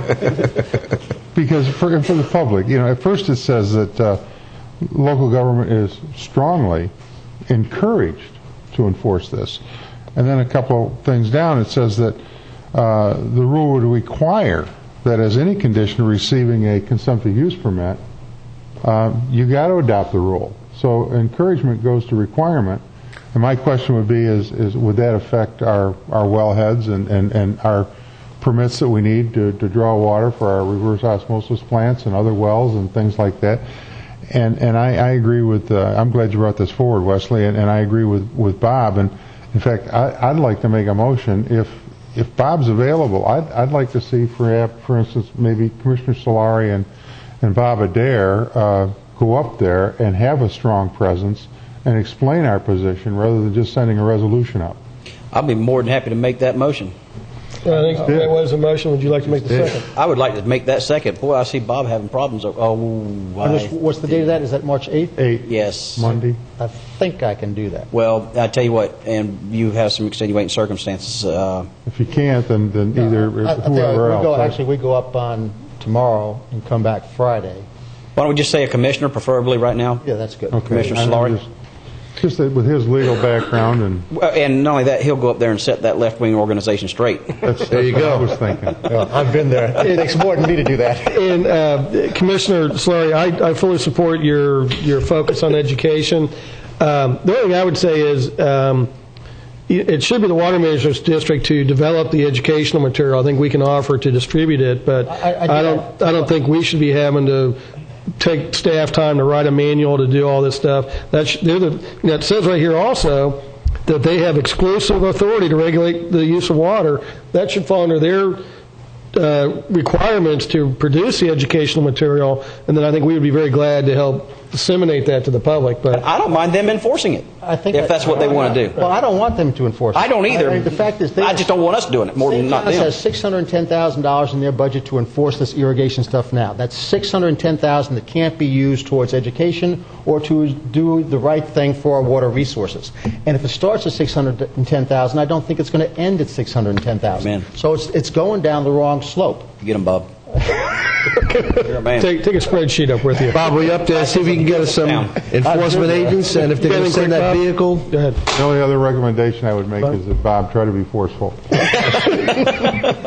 And be passionate about it. Be passionate. Good afternoon. Bob Adair with the Soil and Water Conservation District. I just wanted to, I think you guys are pursuing the right course.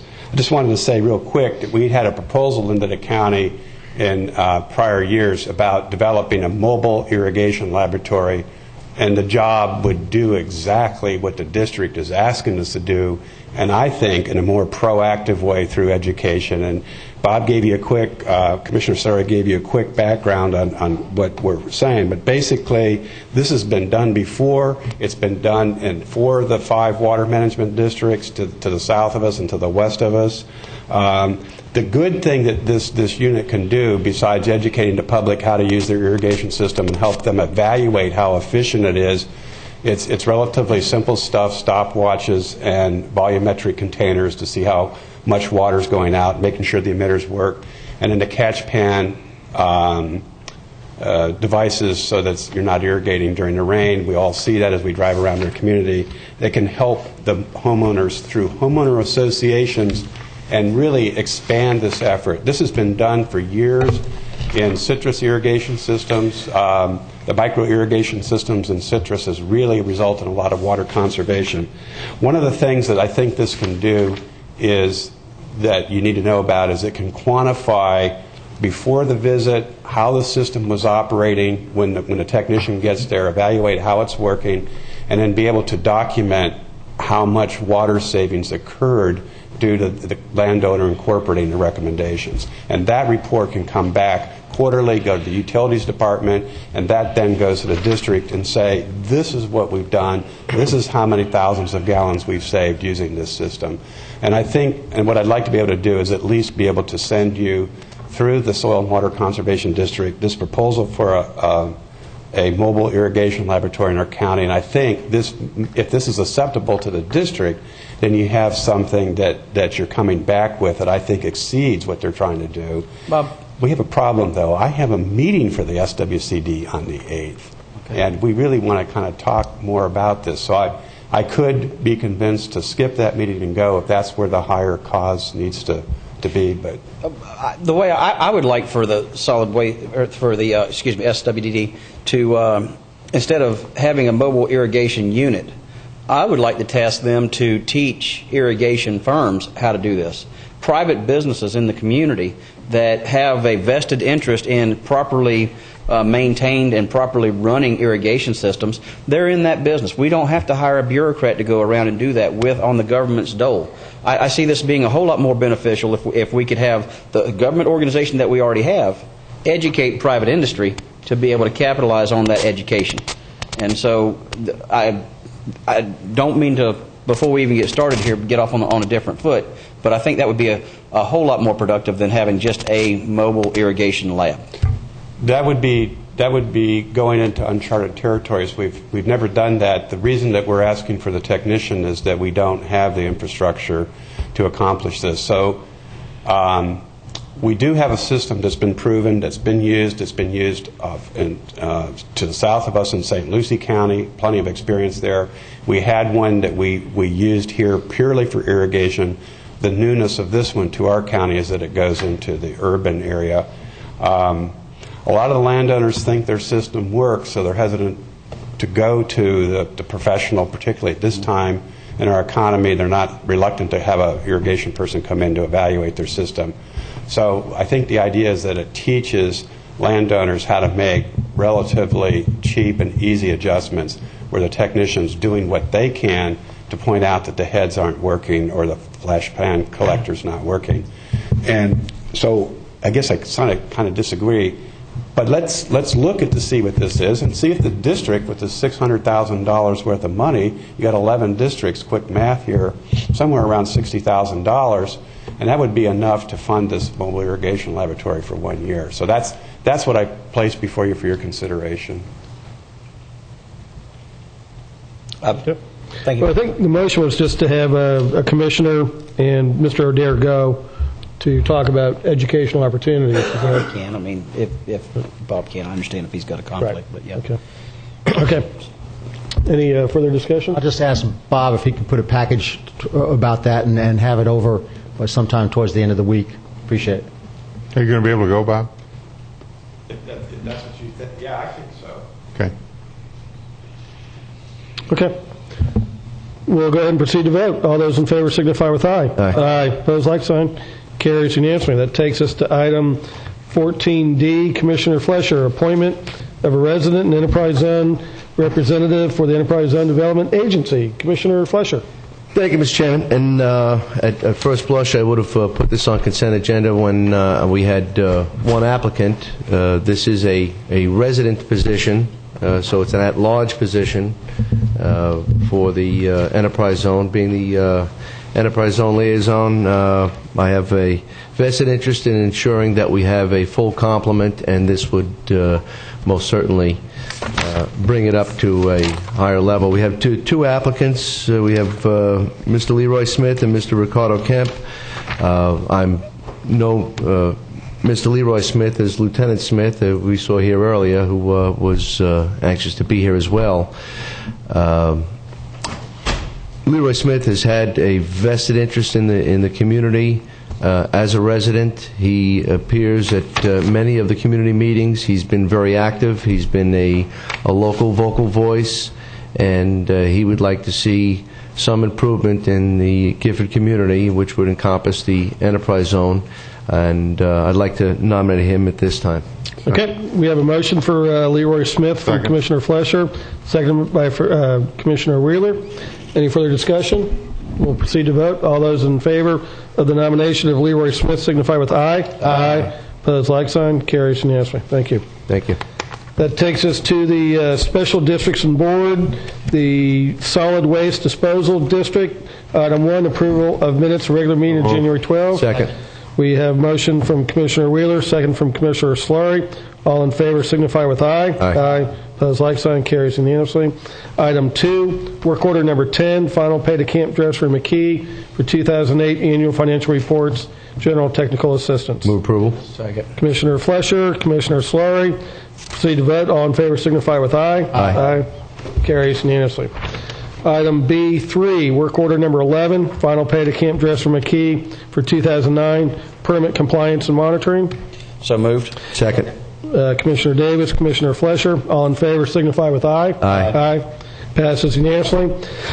Item 4, work order number 12, final pay to Camp Dresser McKee for 2009 annual finance reports and general technical assistance. Move approval. Second. Commissioner Flesher, Commissioner Davis, all in favor signify with aye. Aye. Carries unanimously. Is there any further business to discuss? Seeing none, we stand adjourned.